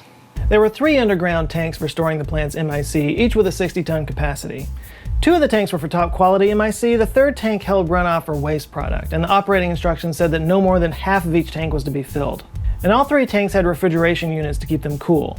They all had safety valves to prevent explosions. Now, could they have had more redundancy in this system? Yes, they could have, but again, some analysts say that that was sufficient for the time.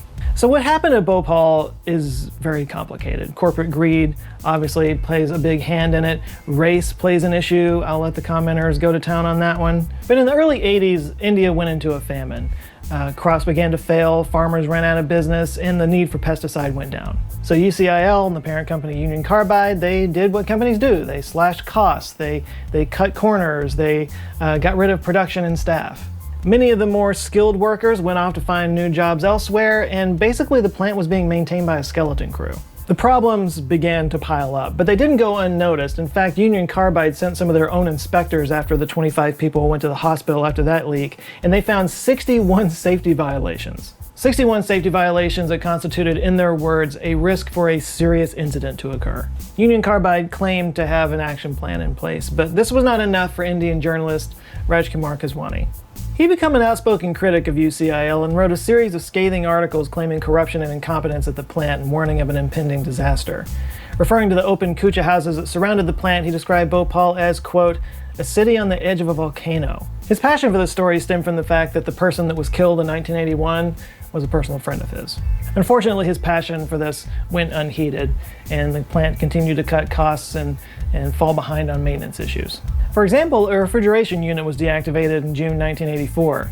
In October, the scrubber was taken offline. The scrubber is basically a gas vent that was supposed to spray a neutralizing agent while the plant was operating. Now, for the record, neither the refrigeration unit nor the scrubber by themselves would have caused this accident to take place. In fact, there was a third failsafe, it was called a flare tower, that would actually burn off any chemicals that might have leaked.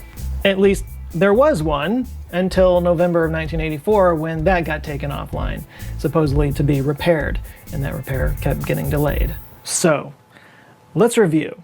You have a city with a massive population of low-income people living in shanty towns around a chemical plant that's producing an actual chemical weapon with 61 safety violations on their record, 2 deadly accidents that have already occurred, and 3 fail-safes that have now been taken offline. Never before has the stage been more set for a massive disaster to occur. And on December 2nd of 1984, that disaster finally struck. Sometime between 8 and 9 p.m. on the night of December 2nd, an order was given to flush the pipes that lead phosgene into the MIC tanks. And unbeknownst to the crew that night, a safety valve that prevented this water from spewing into the tank had been uninstalled, which allowed water to flow into the MIC tank. The name of this particular tank was tank number 610, and at the time, it had 42 tons of MIC in it. Now, you might remember that this was a 60-ton tank, and it was only supposed to be about half full, so it had 12 tons of extra MIC in it than it was supposed to have, and now water is flowing into it. Water that undergoes an exothermic reaction when it comes into contact with MIC, so now the pressure and temperature in this tank is rising. At 11 p.m., the pressure in tank 610 is now 10 psi. Just 30 minutes before it had been 2 psi. Around 11:30, workers report that they can smell a leak around the tank, plus they can see yellowish water coming out of a branch of the relief pipe. So to neutralize the leak, they activate a water curtain that sprays around the tank, and then they go on a tea break. Yeah, that sounds bad, but in fairness, some have reported that they were actually kind of reconvening to sort of discuss what to do next. And while they were discussing over this tea, the pressure in the tank continued to rise. By midnight, it was at 55 psi. Now, at some point, the temperature in the tank exceeded 300 degrees Celsius because the concrete around one of the tanks began to crack and buckle. I say at some point because the temperature indicator on this tank had been offline and had been for a long time. The only reason that we know that it reached that kind of temperature was because of the effects that it had on the concrete. Okay, so now things are starting to get serious. A safety valve is popped and workers report hearing rumblings in the tank. Operators try to activate the scrubber, but it fails. We don't know exactly why, but it's thought that maybe the neutralizing agent had run out. Next, they tried to raise a water curtain, but the sprayers only went up 10 meters, whereas the vent hood that they needed to reach was 30 meters high. They tried to activate the refrigeration unit, but apparently the Freon had run out of that. Like, this sounds like a massive comedy of errors. Like, I imagine these guys running around in double speed like a Benny Hill sketch with just one thing going wrong after another. But there's absolutely nothing funny about what happened next. By 1 a.m., gas could be smelled in the slums around the plant. Now, about 30 minutes prior, the supervisor had run the alarm, so some people had already fled the scene. But he only ran the alarm for a few minutes. Nobody really knows why he stopped it. Maybe he thought that they had gotten a handle on the situation, but they had not. Those who slept through the alarm, and I'm sure I would have been in this group, only were woken up because their eyes were burning. And they had searing pains in their chest and a pervasive cough that only went away after their throats closed up causing them to suffocate to death in their beds as the gas silently permeated their open homes. By 1:15, the police arrive on the scene to find the area in total chaos. People running around uncontrollably, coughing, choking to death on hands and knees in streets that are already littered with bodies. One of the first on the scene is Police Superintendent Swaraj Puri, who suffered some burns to his eyes. He went to a nearby hospital and got treated and then came back to conduct crowd control. Sometime between 2 and 2:30 a.m., workers were finally able to reseat a safety valve and get the leak to stop. But at this point, 40 to 45,000 kilograms of MIC were floating in a cloud over the slums of Bhopal. Apparently the workers realized how much had escaped, so they turned on the alarm for good this time. And by 3 o'clock, Army engineers arrived, trucking people to the hospital hundreds at a time. By the time the sun came up, 12,000 people were being treated at nearby Hamidia Hospital, and by the next morning, it was 55,000 people. For perspective, Hamidia Hospital had 1,200 beds. Over the next few days, some 170,000 people were being treated in hospitals around Bhopal, and they weren't all just from the slums. The winds carried the MIC cloud from the north down to the south, eventually covering 20 square kilometers of Bhopal. Granted, the poorer sections of Bhopal suffered the most by far, but it eventually affected all walks of life. The sheer number of victims in this tragedy, it reaches a point to where the numbers don't even mean anything anymore. You know, our brains can't even rationalize it. As the saying goes, one death is a tragedy, 1,000 is a statistic. But these were real people, and each one of these deaths was an individual tragedy, and it left behind loved ones whose lives would never be the same. Also, much like our COVID experience, healthcare workers bore the brunt of the disaster when they came into contact with the poison on the skin and clothes of their patients. One nurse described the feeling of MIC exposure as, quote, "It felt like somebody had filled up our bodies with red chilies." Like all massive disasters, the exact death toll is kind of hard to calculate. Union Carbide estimated that 3,800 people had died in the first few hours of exposure, and by the way, that doesn't include the countless number of animals and livestock. In fact, the area around the plant became a sudden wasteland as even trees and grass began to die. Now, a different estimate suggests that 8,000 people died in the first week, and that's based off the fact that 7,000 funeral shrouds were bought in Bhopal in the week following the accident, and at least 1,000 bodies were unclaimed. But workers who disposed of the bodies say that that number is way too low. One particular truck driver said that he would haul 120 bodies at a time, 5 times a day, to a disposal area, and there were 8 truckers doing the same thing. And this went on for 3 to 4 days, so a little bit of math puts that number at around 14,000. Many of them buried in mass graves, 5 to 6 people at a time, some of them just thrown onto log pyres. These numbers are staggering, but for every person that died, there's a dozen or so people that suffered from exposure and had long-term effects from it. These effects include ocular, respiratory, reproductive, genetic, and neurobehavioral issues. A high infant mortality rate is reported among the women of Bhopal, and many children have been born with severe physical and mental impairments. Cancer and thyroid problems occur at elevated rates, and the problem isn't just the gas leak. Mercury, lead, nickel, chromium, and several organic toxins have been sampled in the groundwater nearby due to faulty storage at the plant. According to a 2019 study, pollutants are continuing to contaminate and get into the groundwater and move up the food chain. There are reportedly areas around this plant that to this day are still so contaminated that you'll lose consciousness after 10 minutes of standing there. Between the initial exposure and the long-term effects, it's estimated that over 500,000 people have been affected by the tragedy at Bhopal. And 75% of the people who died of COVID-19 in the last year in Bhopal were former gas survivors. One of whom was the journalist I mentioned previously, Rajkumar Keswani. He was caught in the death cloud he tried to warn everybody about, and he survived and went on to have a distinguished career. He's considered something of a legend in Indian journalism, but he died of COVID-19 on May 21st of this year. In the aftermath of the Bhopal gas tragedy, the Union Carbide company tried to claim that there was some kind of sabotage on the plant, but this was thoroughly investigated and dismissed. Kind of hard to claim sabotage when you have like 20 safety measures disconnected, guys. There was also a lot of passing the buck at Union Carbide, claiming that it was all the fault of UCIL, even though they own a majority stake in the company. This is kind of amazing, though. The CEO of Union Carbide, Warren Anderson, he visited Bhopal 4 days after the accident, and his reception was beautiful. He was placed under house arrest. They arrested his ass. A CEO experiencing consequences for his actions? He posted bail in a matter of hours and then quickly escaped the country. And by the way, the person who drove him to the airport was that police superintendent Swaraj Puri I mentioned earlier. After fleeing the country, he was considered a fugitive from justice by the Indian government. They attempted many extradition requests. Needless to say, he never returned to India. He retired from UCC in 1986 and never suffered any legal consequences for what happened. Before he died in 2014, though, he did say that he had a guilty conscience about it. He had many sleepless nights and said that he didn't feel comfortable smiling or laughing in public because he thought that people might think it was inappropriate. It almost makes you feel bad for the guy. I'm kidding. F*** you, dude. The effort to hold somebody accountable for the Bhophal Gas Tragedy continues to this very day. In 2010, 8 people were convicted of death by negligence, including the former plant manager. Each of them were given a 2-year sentence and were forced to pay a small fine, but they got out on bail. The Union Carbide Corporation was ordered to pay $470 million to victims in 1989, but after all the people had filed their claims, it came out to like $800 per person. The Bhopal factory closed in 1986, and Union Carbide was bought out by Dow Chemical in 2001. And since that happened, of course, Dow Chemical has claimed no responsibility. Victims groups remain active in Bhopal today, still seeking justice 35 years later. Though most of the direct exposure victims are now gone, still hundreds of thousands of people are feeling the effects of the worst industrial accident of all time. All right, that's it for now. You guys go out there, have an eye-opening rest of the week, and I'll see you next Monday. Love you guys. Take care.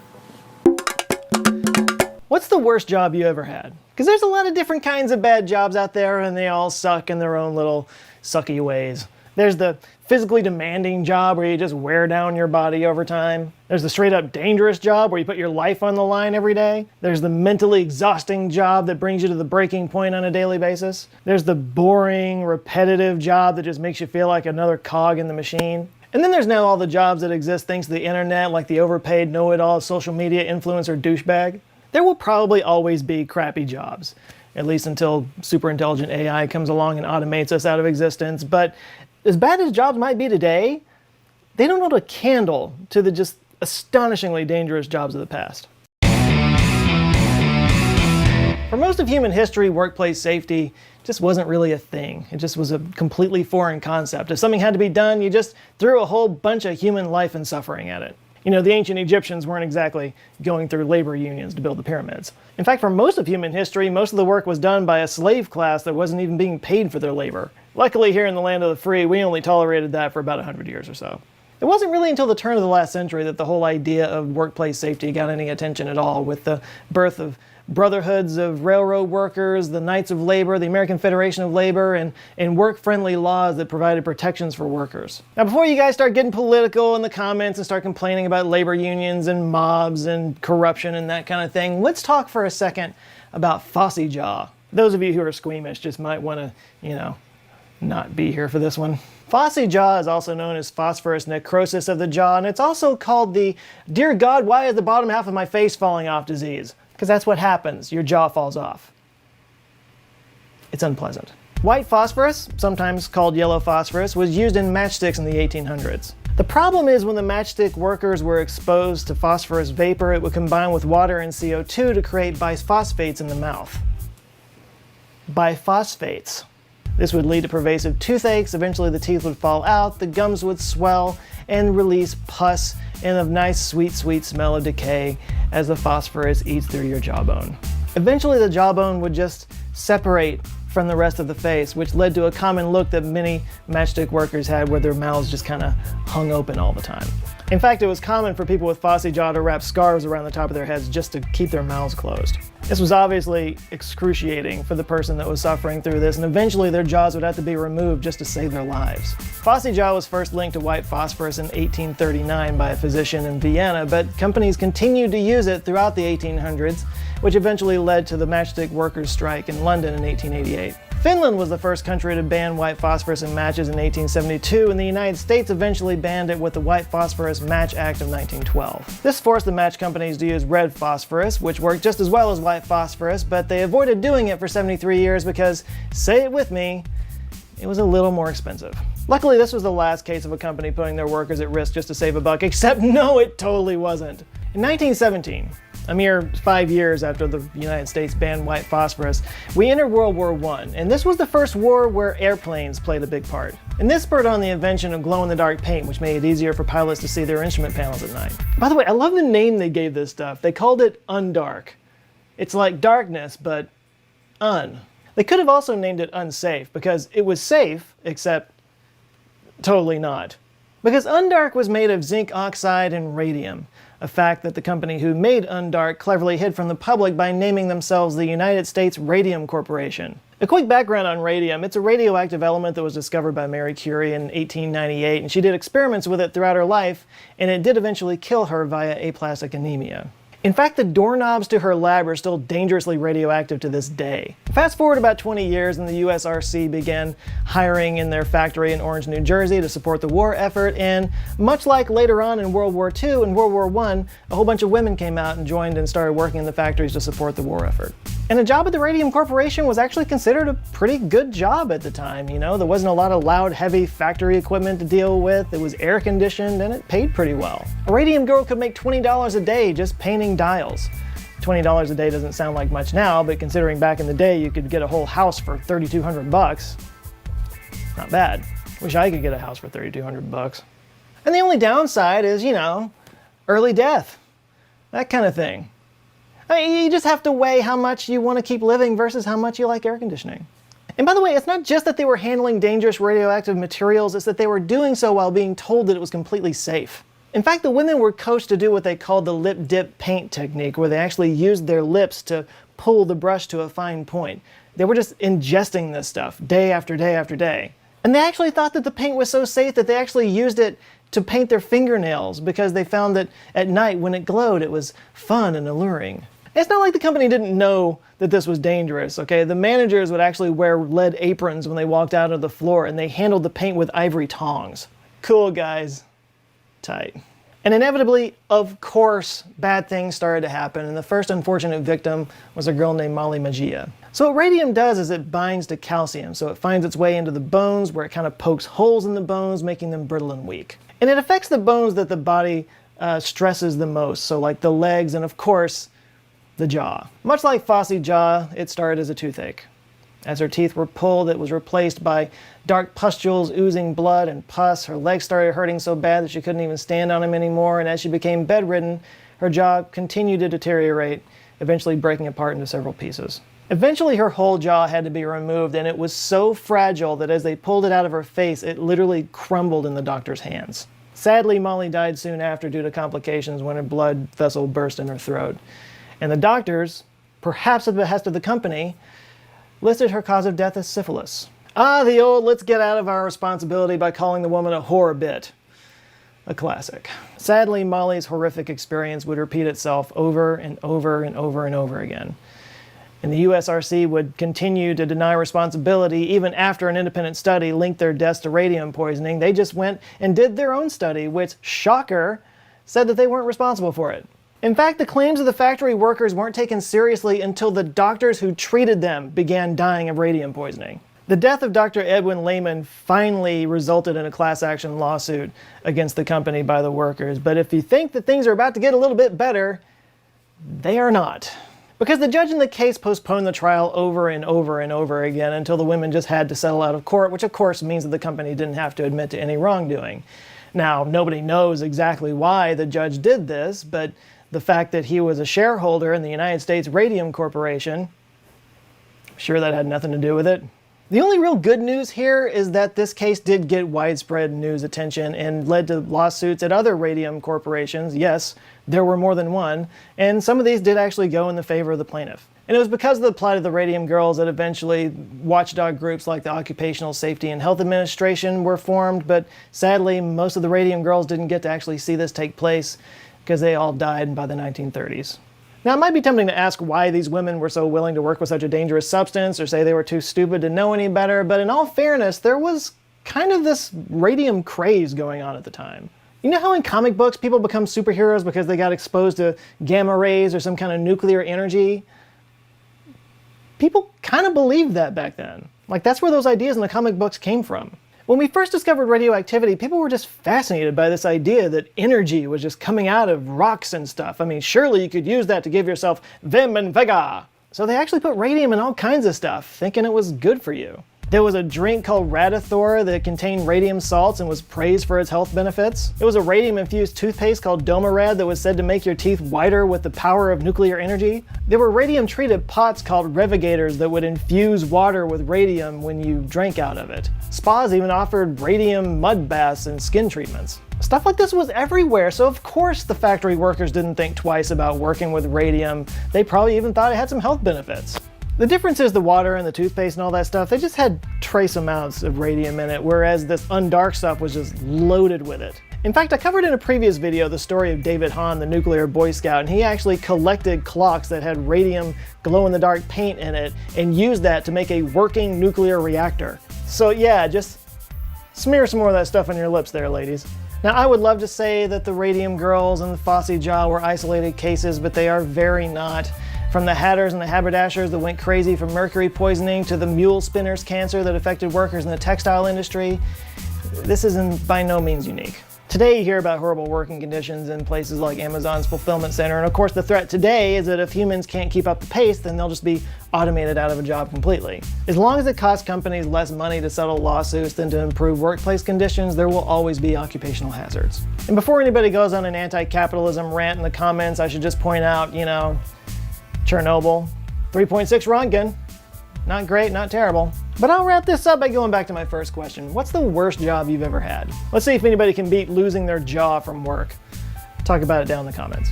All right, thanks for watching. If you're a longtime viewer, I hope you enjoyed that. And if you're a new viewer, I also hope you enjoyed it, but Google thinks you might like this video too, so you might want to check that out or any of my other videos down there. And if you like them, if you enjoy this kind of stuff, I invite you to subscribe. I come back with videos every Monday and every Thursday. Thanks again for watching. You guys go out now, have an eye-opening rest of the week, and I'll see you on Monday. Love you guys. Take care. I have had ideas for other videos that are about like job-related illnesses, like black lung, baker's lung, stuff like that. Something like that might turn up soon.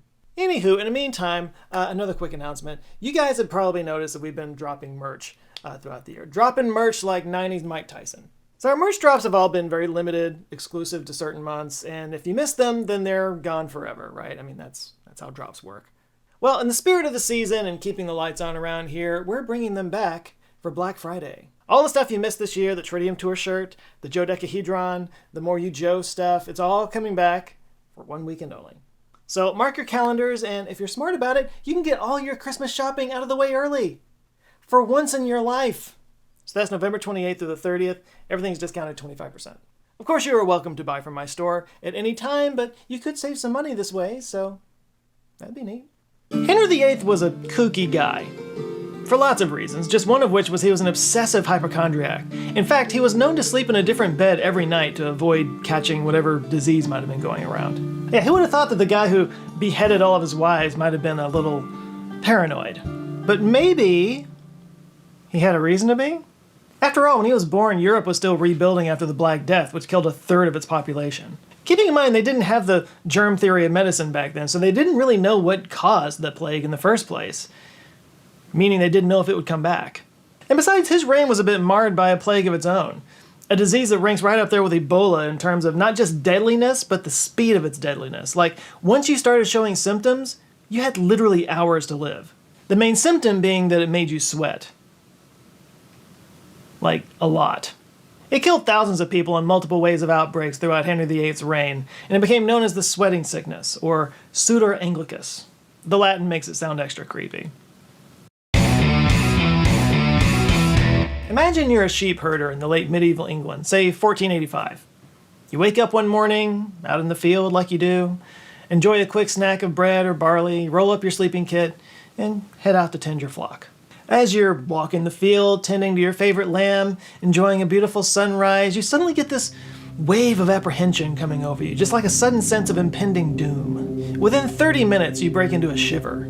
And you don't know why. You're not cold, it's the middle of June, but your body is just shaking uncontrollably like you're in a cold shower. And while you're focusing on that, you start to notice just a blinding headache that just takes over to the point that you've got to sit down, like you can't see straight or even think straight. And then that pain travels down your neck, into your shoulders and your limbs. Your whole body starts to ache. Just moving at all becomes agonizing. So you lay down in the tall grass, just ignoring the sheet for a few hours, barely able to move aside from the full-body shivers that you're still dealing with, even though it's warm in the afternoon sun. And that's when things get really bad. You go from being inexplicably cold to being inexplicably hot. And then the sweating begins. Every pore of your body just begins gushing sweat. You're like a sponge that's being squeezed by a giant invisible hand. It's literally just dripping off of every inch of your body, just soaking your clothes and leaving a puddle on the ground where you're laying. Your body tries to compensate, so you develop an overwhelming thirst, so you drink all the water you have, but it's still not enough. Delirium sets in as your pulse quickens, your racing heart pounding inside your chest as you gasp for air, until an all-powerful urge to sleep takes over. And before the sun begins to set, you close your eyes, desperate for relief. And you never open them again. As if that wasn't enough, wolves are now attacking your flock and the sheep are scattering to the wind. It's a bad day, folks. What I just described was a classic case of the sweating sickness, which, because it mostly occurred in England, earned it the nickname Sudor Anglicus, or the English sweat. Not to be confused with the other English sweat, Tom Jones.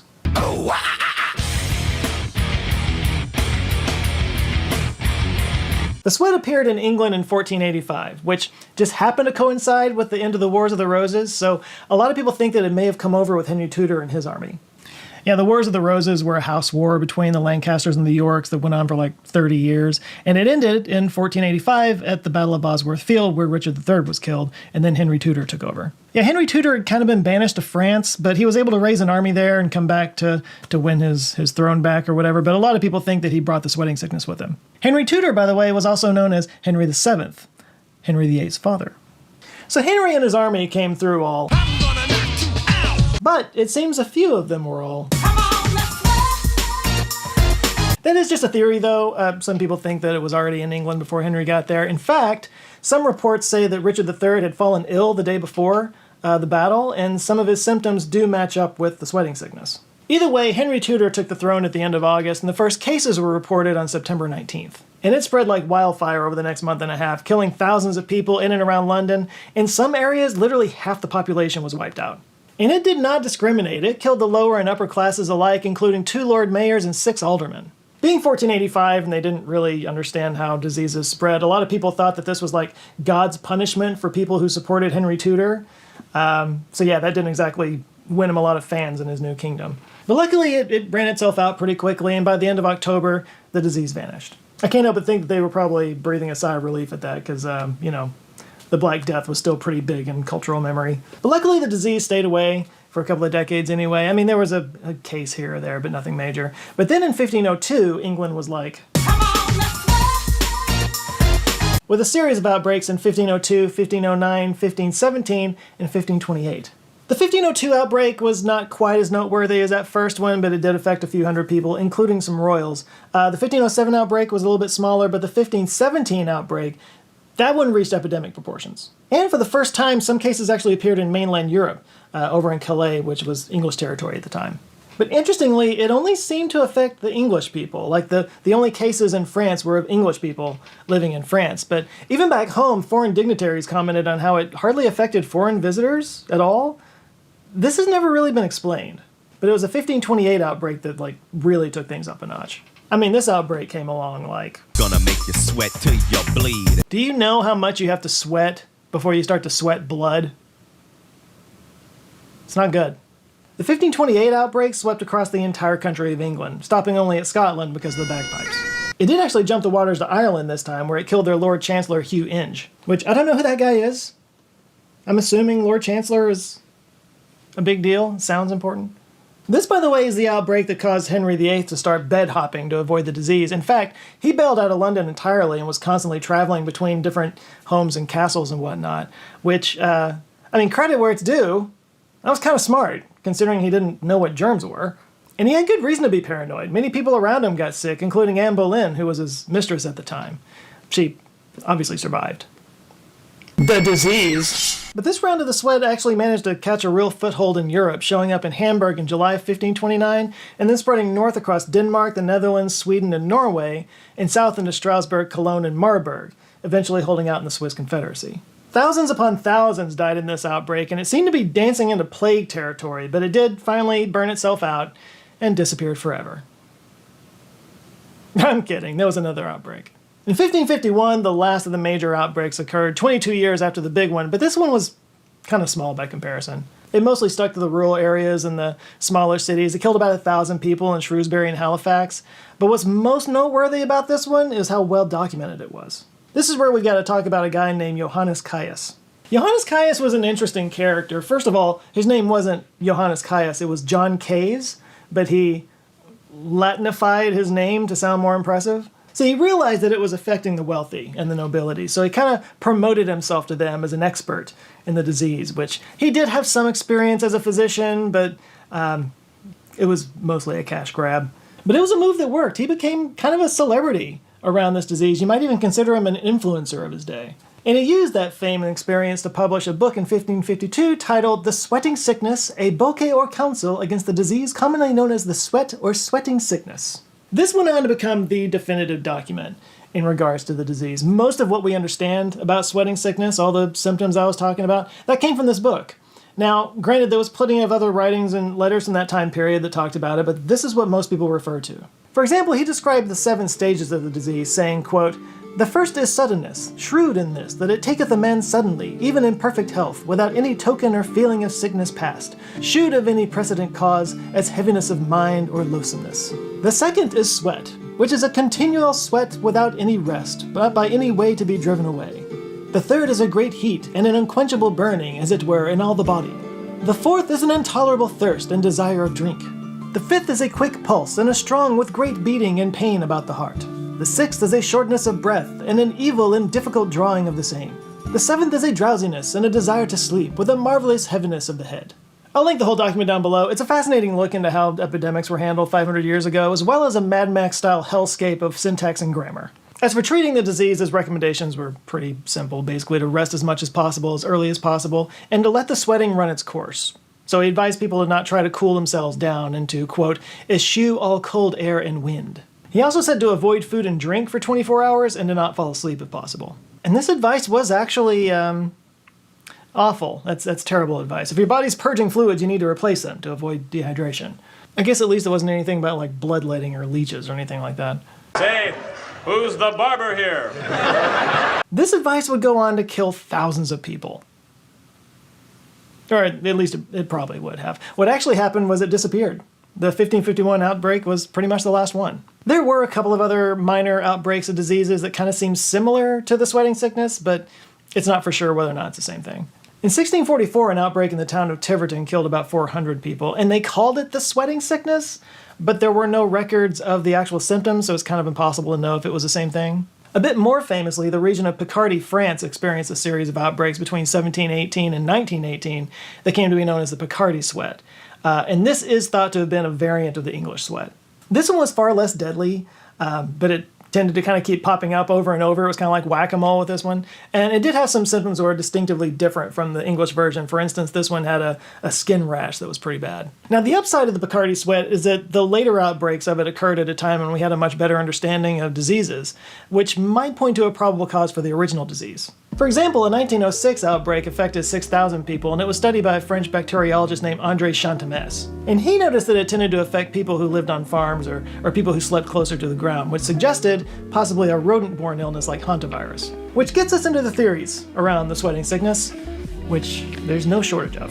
Some have explained it away as a contaminated water issue due to primitive sewage systems and poor sanitation. Now, another culprit is something called relapsing fever, which is spread by ticks and lice, which would go along with the idea that it was a rodent-borne illness. And you know, rodent-borne illnesses were pretty common back then. I mean, that's how the plague got around, so.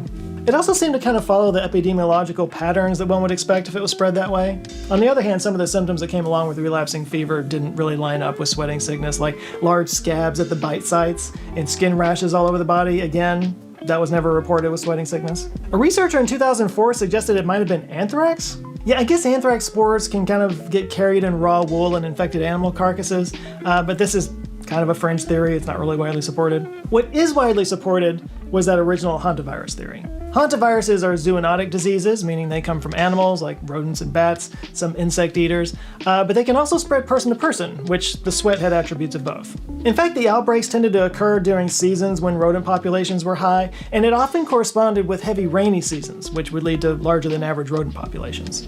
By the way, when I say it came from rodents, I'm not talking about fleas. That is how the Black Death went around, but with hantavirus, it's actually in the animal's poop, which gets broken down and sort of aerosolized, and then you inhale it by breathing in those particles, and that's how you get it.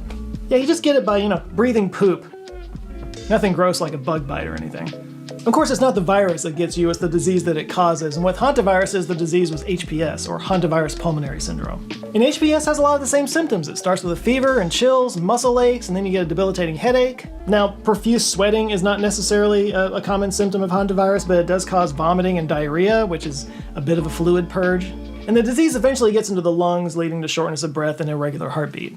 Now, a much more recent example of a hantavirus outbreak is the Four Corners outbreak of 1993. It first caught the attention of the medical community when a young Navajo couple died within days of each other from a random respiratory disease, and they were both in really good shape. In fact, one of them was a marathon runner. And the cases just kind of piled up after that of people who had fever and muscle aches for a few days and then suddenly had trouble breathing and coughing and eventually just died of respiratory failure. And this did just follow an El Nino season, which meant there were more grasses and plants that supported more rodents, specifically the eastern deer mouse. And it was eventually traced to a novel hantavirus that they named the Sin Nombre virus, which kind of cracks me up because Sin Nombre has no name. The Four Corners outbreak was thankfully only kept to about 23 deaths, but a lot of it did line up with how the sweating sickness went down. Also, it just kind of goes to show how the hantavirus can mutate, which is exactly what they think happened with the sweating sickness. It's not a slam dunk. The whole mutated virus doing things we've never seen before part is carrying a lot of weight there, but it is the best theory we have. So, is it something we should be worried about? I mean, it's been 500 years and we made it so far. I think we'll probably be okay. I mean, we do always need to keep an eye out for novel diseases, but the return of Pseudo anglicus, I don't know about that. Whatever virus caused the English sweat, it was kind of a victim of its own success. Like, you can make the argument that it was actually deadlier than the Black Death. Like, it killed faster. Like I said, you died within hours of symptoms starting. But it kind of killed so fast that there wasn't time for it to spread to someone else, so it couldn't actually propagate very far. I mean, a virus's job is not to kill its host, it's to spread to other hosts. Which, by the way, that's kind of why COVID was so successful, because it affected everybody differently. Like, some people died right away and others didn't even get symptoms and were able to just spread it around. So while the sweating sickness does strike a chord in terms of how awful it was, thankfully it didn't have quite the same impact as the Black Death, which killed a third of Europe and led to massive societal changes. Although, it may have had an outsized impact on England. Like, a lot bigger impact than you may think. And going back to Henry VIII, he actually had an older brother who was supposed to be king, but he died at age 15. Well, that happened in 1502, which, yes, there was a sweating sickness outbreak that year, and many in the court were apparently afflicted with it. Now, there is no proof of this. We don't know for sure, but if he was taken by the sweat, well, that changes some things. Henry VIII wouldn't have been king, the Anglican Church would never have formed, but also there wouldn't have been a Queen Elizabeth who would go on to transform the country and define a whole era of its history. It also made a big difference to Henry's wives, who probably would have kept possession of their heads. He had a thing for blades, apparently. But I think that's it for today. You guys go out there, have an eye-opening rest of the week, stay safe, and I'll see you next Monday. Love you guys. Take care. Hey everyone, so we're kind of settling in around here for the end of the year at AWJHQ, which I've never called this that before, but there you go. But anyway, so I dug through some of the lightning round video questions that were submitted throughout the year that I didn't quite get to in earlier lightning rounds. So this is going to be kind of a year-end lightning round video where I'm going back and answering questions throughout the year that I didn't get to before. So here we go. Enjoy. Dallas of Militus asked, your IKEA bookshelf behind you has many objects, and we imagine there's a story that goes along with each. Pick any of the questions below. So he tells me I can pick any of the questions that follow in just a second. Because I'm an overachiever, I'm going to answer all of them. Number 1, how many destinations have you visited from your Atlas Obscura? What was the most memorable? You know, it's been so long since I looked through it, I'm not sure. Actually, there's some stuff in here that I've talked about in videos, like the Antikythera mechanism. I've talked about that in a previous video. Poveglia Island is one of those destinations, one of those places that you can't go to. I covered that in a video. There's some interesting things in there. I did cover a few that are right nearby here in Dallas. There's a place east of here that has these old kind of mid-century houses that were oval shaped, like a giant sphere. They look like UFOs, like sitting on the side of the road. I actually went there and took some pictures, and that was pretty cool. Question number 2, does your Tron identity disc light up, and where did you get it? It does, and I think I just got it on Amazon. I probably just got it on Amazon because I'm lazy. Although I did have a viewer, where is it? Yeah, here it is. A viewer of mine a long time ago sent me his own Tron identity disc, and I've just kind of had it sitting, over here on the side because I didn't really have a place to put it up on the shelf. But it was a guy named Alan, and he wrote a very nice little note. So Alan, I'm sorry if I never actually responded to you because that's something I'm really bad about. But so technically I have 2, and you can see how old and faded it is, which is kind of cool. Number 3, we see you have a TARDIS. Who's your favorite Doctor Who and why?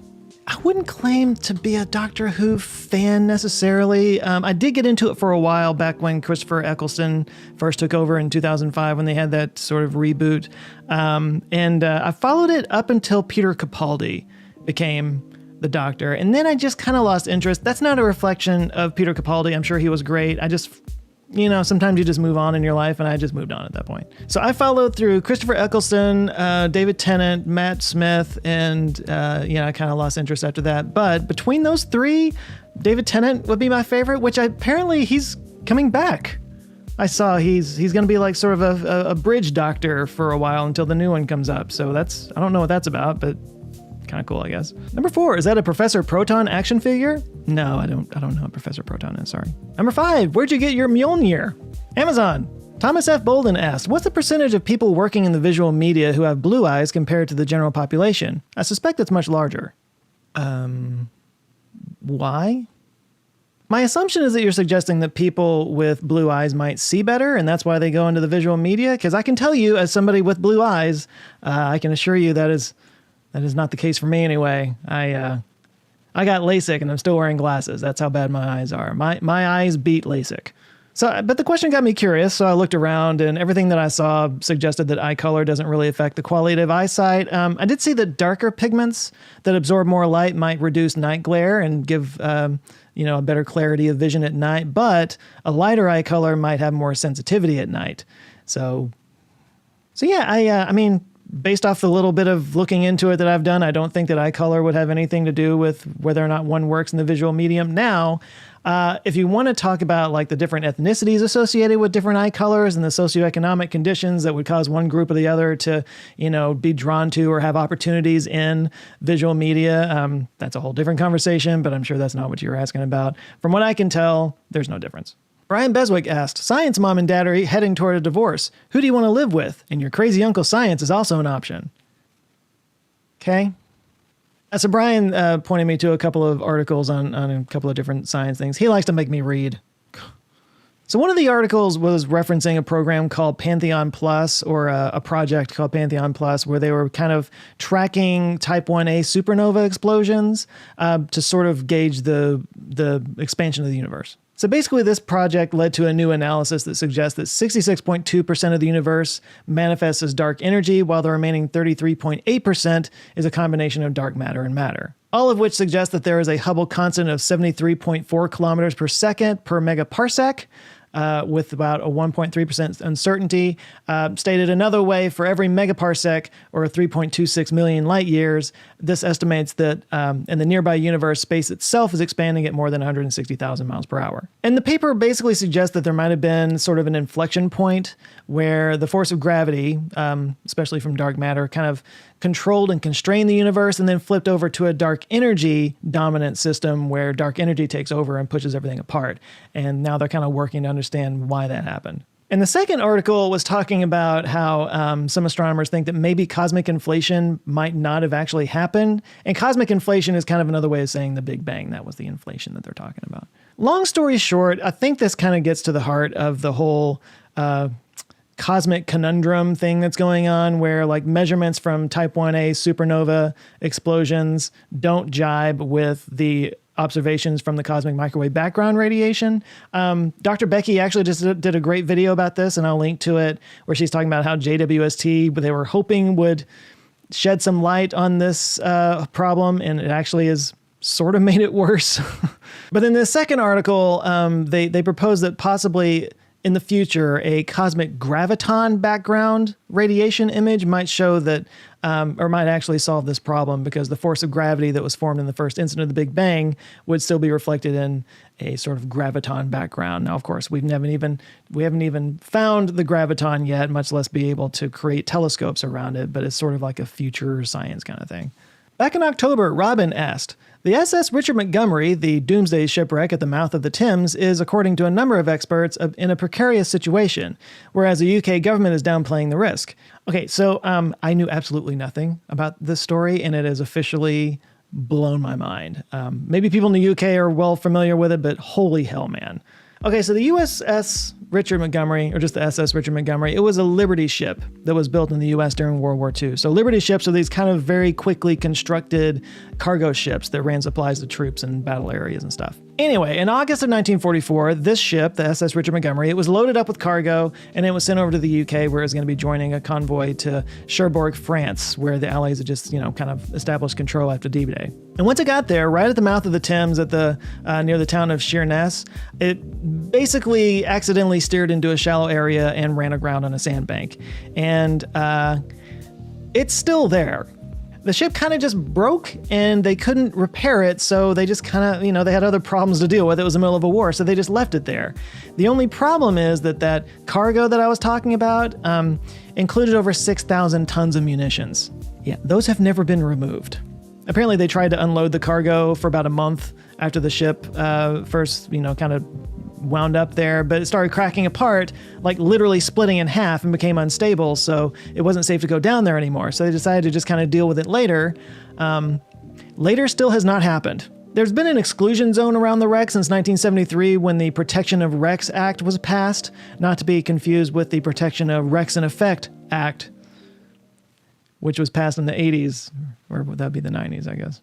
You might say that this ship, all it wants to do is zoom a zoom zoom, and a boom boom. I hate me. Anyway, this act was passed because there was a BBC News report in 1970 that estimated that if the ship were to explode, quote, it would throw a 300-meter wide column of water and debris nearly 3,000 meters into the air and generate a wave 5 meters high. Almost every window in Sheerness, population circa 20,000, would be broken, and buildings would be damaged by the blast.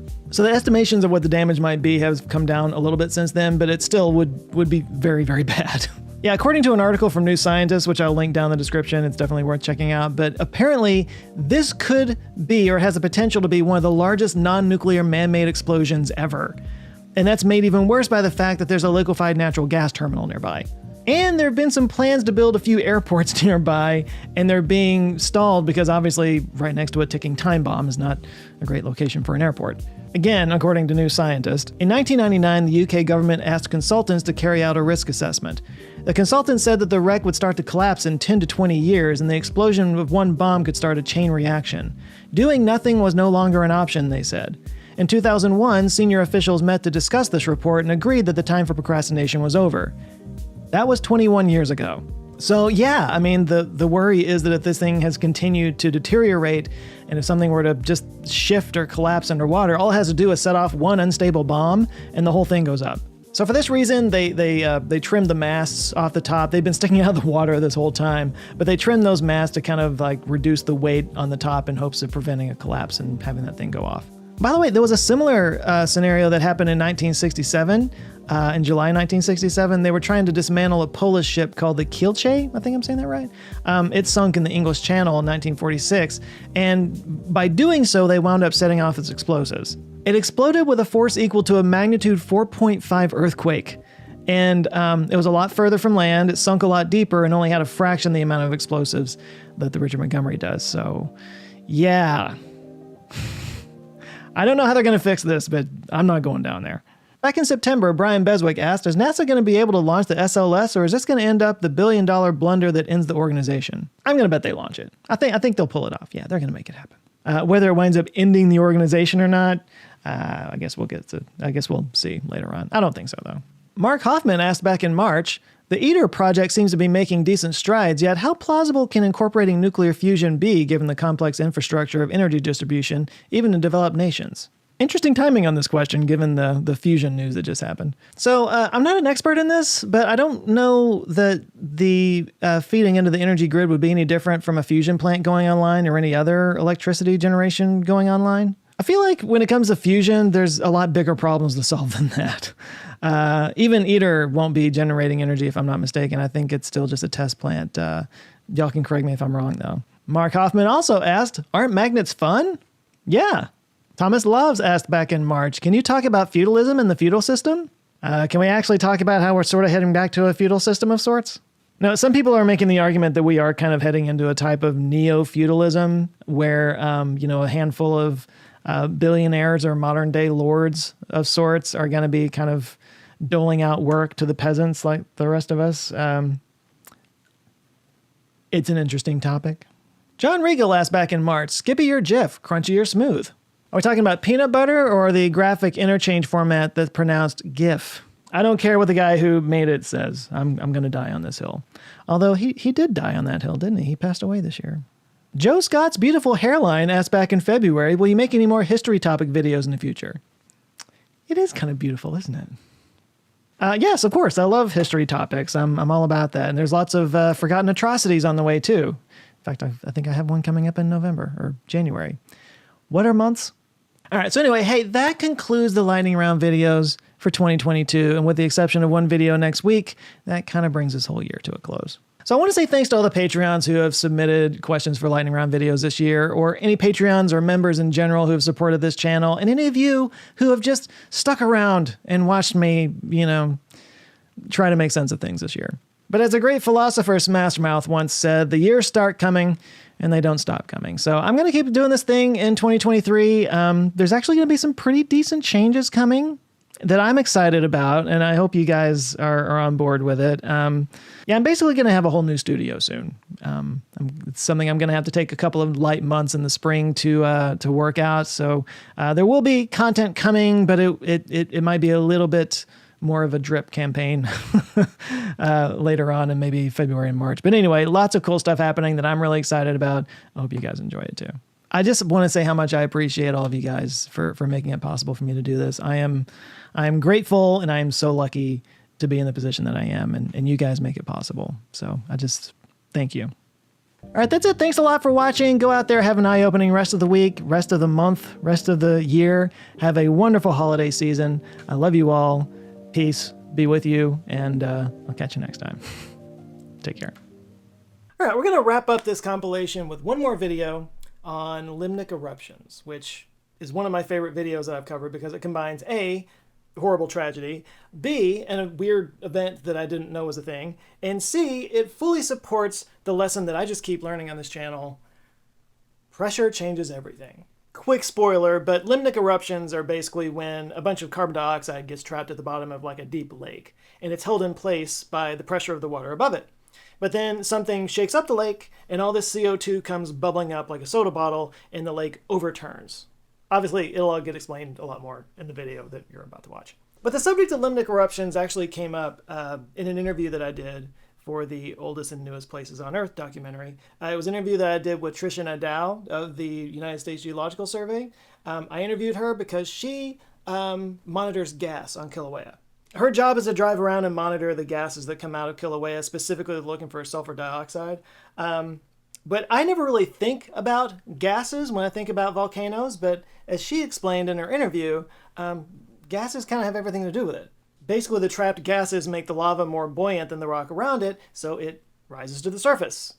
Violently, sometimes. And buoyancy, for reasons that I won't spoil here anyway, it's also a characteristic of the oldest rocks on the planet, which I also visited for the documentary. So yeah, it was one of the many things that I learned along the way making this documentary is basically, buoyancy kind of makes the whole world work.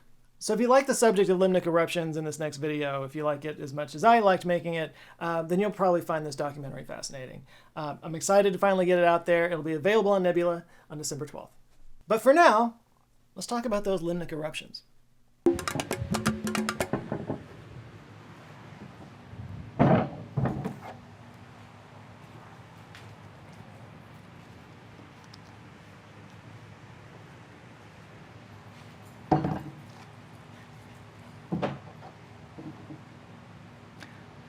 I've never actually done this before. Let's see what happens.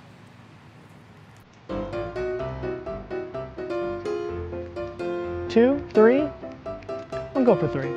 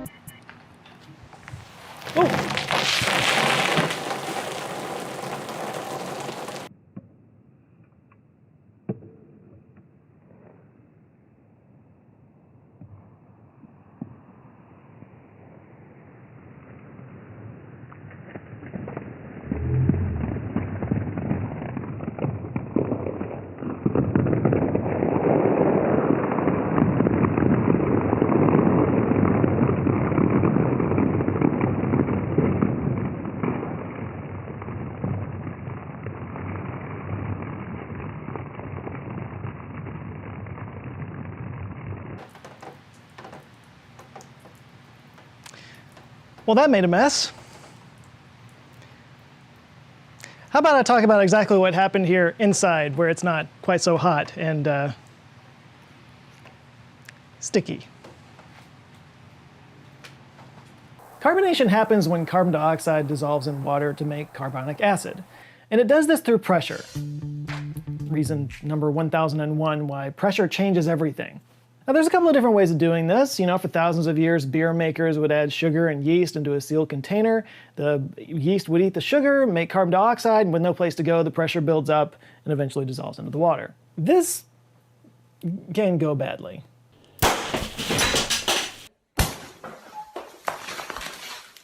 But today, soda companies add fizz to drinks by just injecting carbon dioxide into water and pressurizing it. To get a little nerdier, the chemical reaction looks like this.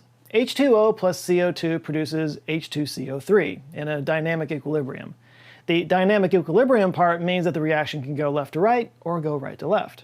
Add pressure, and the reaction goes to the right.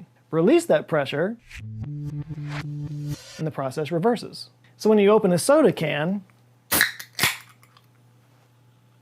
that sound is the sound of water and CO2 breaking up. Still a better love story than Twilight. That's the sound of water crying. But why does Mentos make it all so explosive? Well, the theory is that the surface of the Mentos is rough, and that rough surface then kind of creates millions of little spots where the water and CO2 can break apart. And because they're heavy, they sink down to the bottom, allowing more of the surface to be in contact with the water, and it just kind of accelerates everything. Now this is just a fun little science experiment that just kind of helps teach how, soda works, but mostly it's just fun to blow stuff up. But it turns out this can also happen in nature on a massive scale. And this is not quite so fun. Late in the evening of August 15th, 1984, an explosion rocked the residents of the village of Mindown in Cameroon. They told police the next morning that the sound had come from the direction of Lake Manaun, 5 kilometers to the south. A policeman went to the lake to investigate, and he brought a doctor along with him, just in case anybody was hurt. And before they even reached the lake, they came across a strange cloud.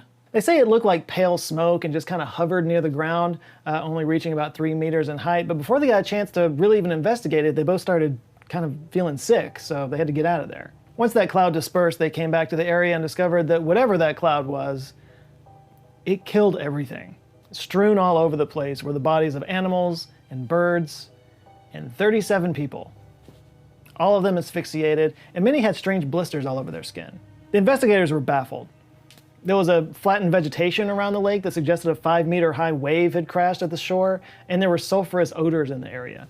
As time went on and no answers were found, rumors started to spread that the deaths had been deliberate. Maybe some kind of biological weapon. This, of course, got the attention of the US government because weapons, that's our thing. So they asked Professor Haraldur Sigurdsson to investigate. He is not only the most Icelandic-sounding human being alive, he's also an expert volcanologist and geochemist. Which, being from Iceland, only makes sense. In fact, I think he popped up in my Super Volcanoes video. And he's the right person for the job because Lake Manoon was actually created by a volcanic eruption way, way back in the day. And it's actually one of 38 lakes that lie on a chain of volcanoes called the Cameroon Line. So as part of his investigation, he went around, he interviewed locals, and he went out on the lake on a boat to get some samples. Yeah, it turned out finding the right spot was actually pretty easy because there were still bubbles coming up to the surface. And what he figured out was that these bubbles were carbon dioxide. The lake had become saturated with it, and these bubbles were just like literally the lake fizzing like a carbonated soda. Only something caused this to erupt. Something was the Mentos that caused this lake to explode. And in the process, it released so much carbon dioxide gas that literally everything and everyone in the area choked to death. And after 2 years of studying this eruption, Harolder published his theory and gave the phenomenon a name: Limnic eruptions. So the obvious question here is, how exactly does a lake get saturated with CO2? How do you carbonate a lake? Well, it's the same with the beer and the soda examples earlier. You add pressure. And it turns out an easy way to add more pressure is to just add more water. If a lake is deep enough, then the water at the bottom will be under so much pressure from the weight of the water above that the water will bond with carbon dioxide, just like in soda. Now, most lakes absorb CO2 from the air, but since the source of the CO2 is at the top where the pressure is low, it doesn't become carbonated. So for that water down at the bottom to become saturated, there has to be some source of carbon dioxide way down at the bottom of the lake. And there are two sources that fit that bill: volcanic gas vents and decomposing plant or animal matter, both of which also create methane, which can also dissolve under pressure.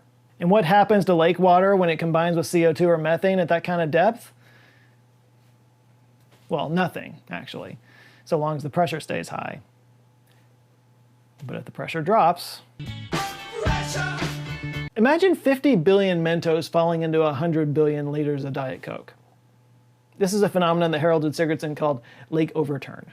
And Lake Manoon is not the only lake that's experienced this, or the deadliest. Actually, not even close. Literally 2 months after Harolder Sigurdsson published his findings, a second event occurred, only 100 kilometers away, this one at Lake Nyos. Around 9 p.m. on August 21st, 1986, people living near the lake heard a rumble, and a wind caused some people to pass out. The next day, investigators found the lake transformed. The blue waters had actually turned red from iron being dredged up from the depths. They found that a massive wave had struck portions of the lake shore, with waves cresting as high as 100 meters in some places. In fact, it damaged the contours of the lake so much that it dried out a waterfall. But far more disturbing was the death around the lake. It wiped out literally everything.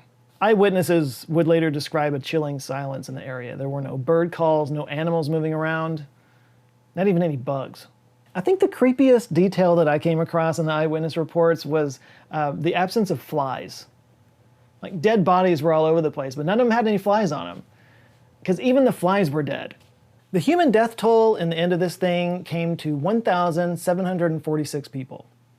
This was a massive disaster, and it brought a whole lot more experts to Cameroon. They found blisters on the bodies, just like they did at Lake Manoon, and this led some people to believe that maybe a volcano had erupted. But volcanoes, let's just say they aren't quite so subtle.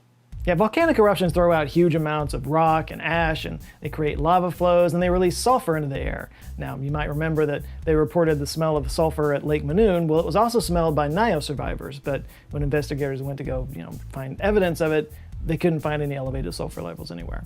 The water was also too cool for it to have been a volcanic eruption. Investigators said that if it was a volcanic eruption, it would have been at least 40 degrees Celsius warmer. It was pretty clear that the CO2 level was the culprit for the deaths. In fact, one of the key investigators was a guy named George Kling. He actually took a sample of the Lake Nyos water and said it literally exploded from its container. But there were still some major questions about this. Number one would be the smell. CO2 doesn't smell like sulfur. Now, on the other hand, it has been known to trigger sensory hallucinations, so maybe the sulfurous odor was just an illusion. Or maybe the survivors did smell sulfur, but it was at such low doses it didn't leave any trace amounts behind. And then there was the blisters on all the people's skin. One theory was that it wasn't carbon dioxide, but carbon monoxide that did that. That's been known to cause blisters by limiting the circulation of blood in people's skin. Or they could have been caused by trace amounts of some other toxic gases that are mixed in with the CO2. Which kind of leaves just the one big question, which is, why did these lakes erupt? What caused this pressure drop that set everything in motion? Lake Manoon and Lake Nyos seem to have been accumulating gases for quite some time. Both are thought to have been fed by soda springs that carry gases from deep underground.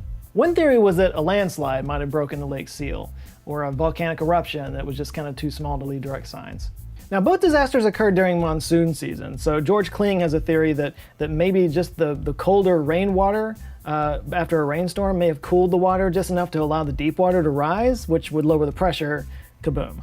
I think it's also interesting that both of these took place around the equator, where the temperature doesn't really fluctuate that much throughout the year, so it might have been able to, contain all this CO2 for so long because there weren't any temperature changes that would have caused that pressure to drop. The fact is, we may never know what exactly caused these two eruptions, but we do know the most important thing: how to prevent them in the future. In 1990, a team of engineers added plumbing to the exploding lakes. There were money problems at first. It took a little while to get going, but they basically installed artificial fountains to let the gassy water erupt from the depths. And Nyos was so saturated that the fountain shot up 45 meters high. At first. It's gone down since then, which is good. That means it's working. And yeah, thanks to these efforts, Lake Manoon and Lake Nyos are now considered safe. But, in the words of the great Master Yoda, there is another. About 2,000 kilometers west of Lake Manoon lies Lake Kivu. Kivu is not only much larger and considerably deeper than these two lakes, but it's also sitting on top of volcanic vents that have been releasing gas into it for thousands of years. Yeah, they estimated in 2021 that the amount of CO2 in Lake Kivu equals as much as 5% of global CO2 emissions. It's in one lake. So yeah, if Lake Kivu exploded, it would be bad for, everyone. But for the people nearby, it would be an absolute disaster. Actually, no, Lake Nyos was a disaster, and that was with a population of 14,000 people living around it. Lake Kivu sits on the border of Rwanda and the Democratic Republic of Congo, and there are nearly 2 million people living around it. And as if that wasn't enough, it's also bordered by an active volcano, Mount Nyiragongo, which actually erupted in May 2021. 500,000 people had to evacuate. Luckily, Kivu didn't explode. Actually, the size of Kivu might be its saving grace.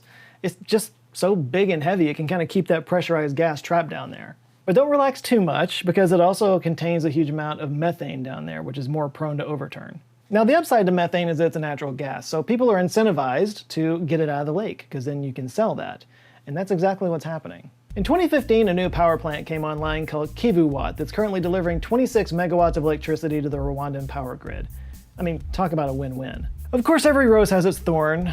Some experts are concerned that the methane extraction might actually destroy the layer of dense water that keeps the gases trapped. And if that doesn't trigger an explosion directly, it might make the lake more sensitive to other triggers, like Mount Nyiragongo.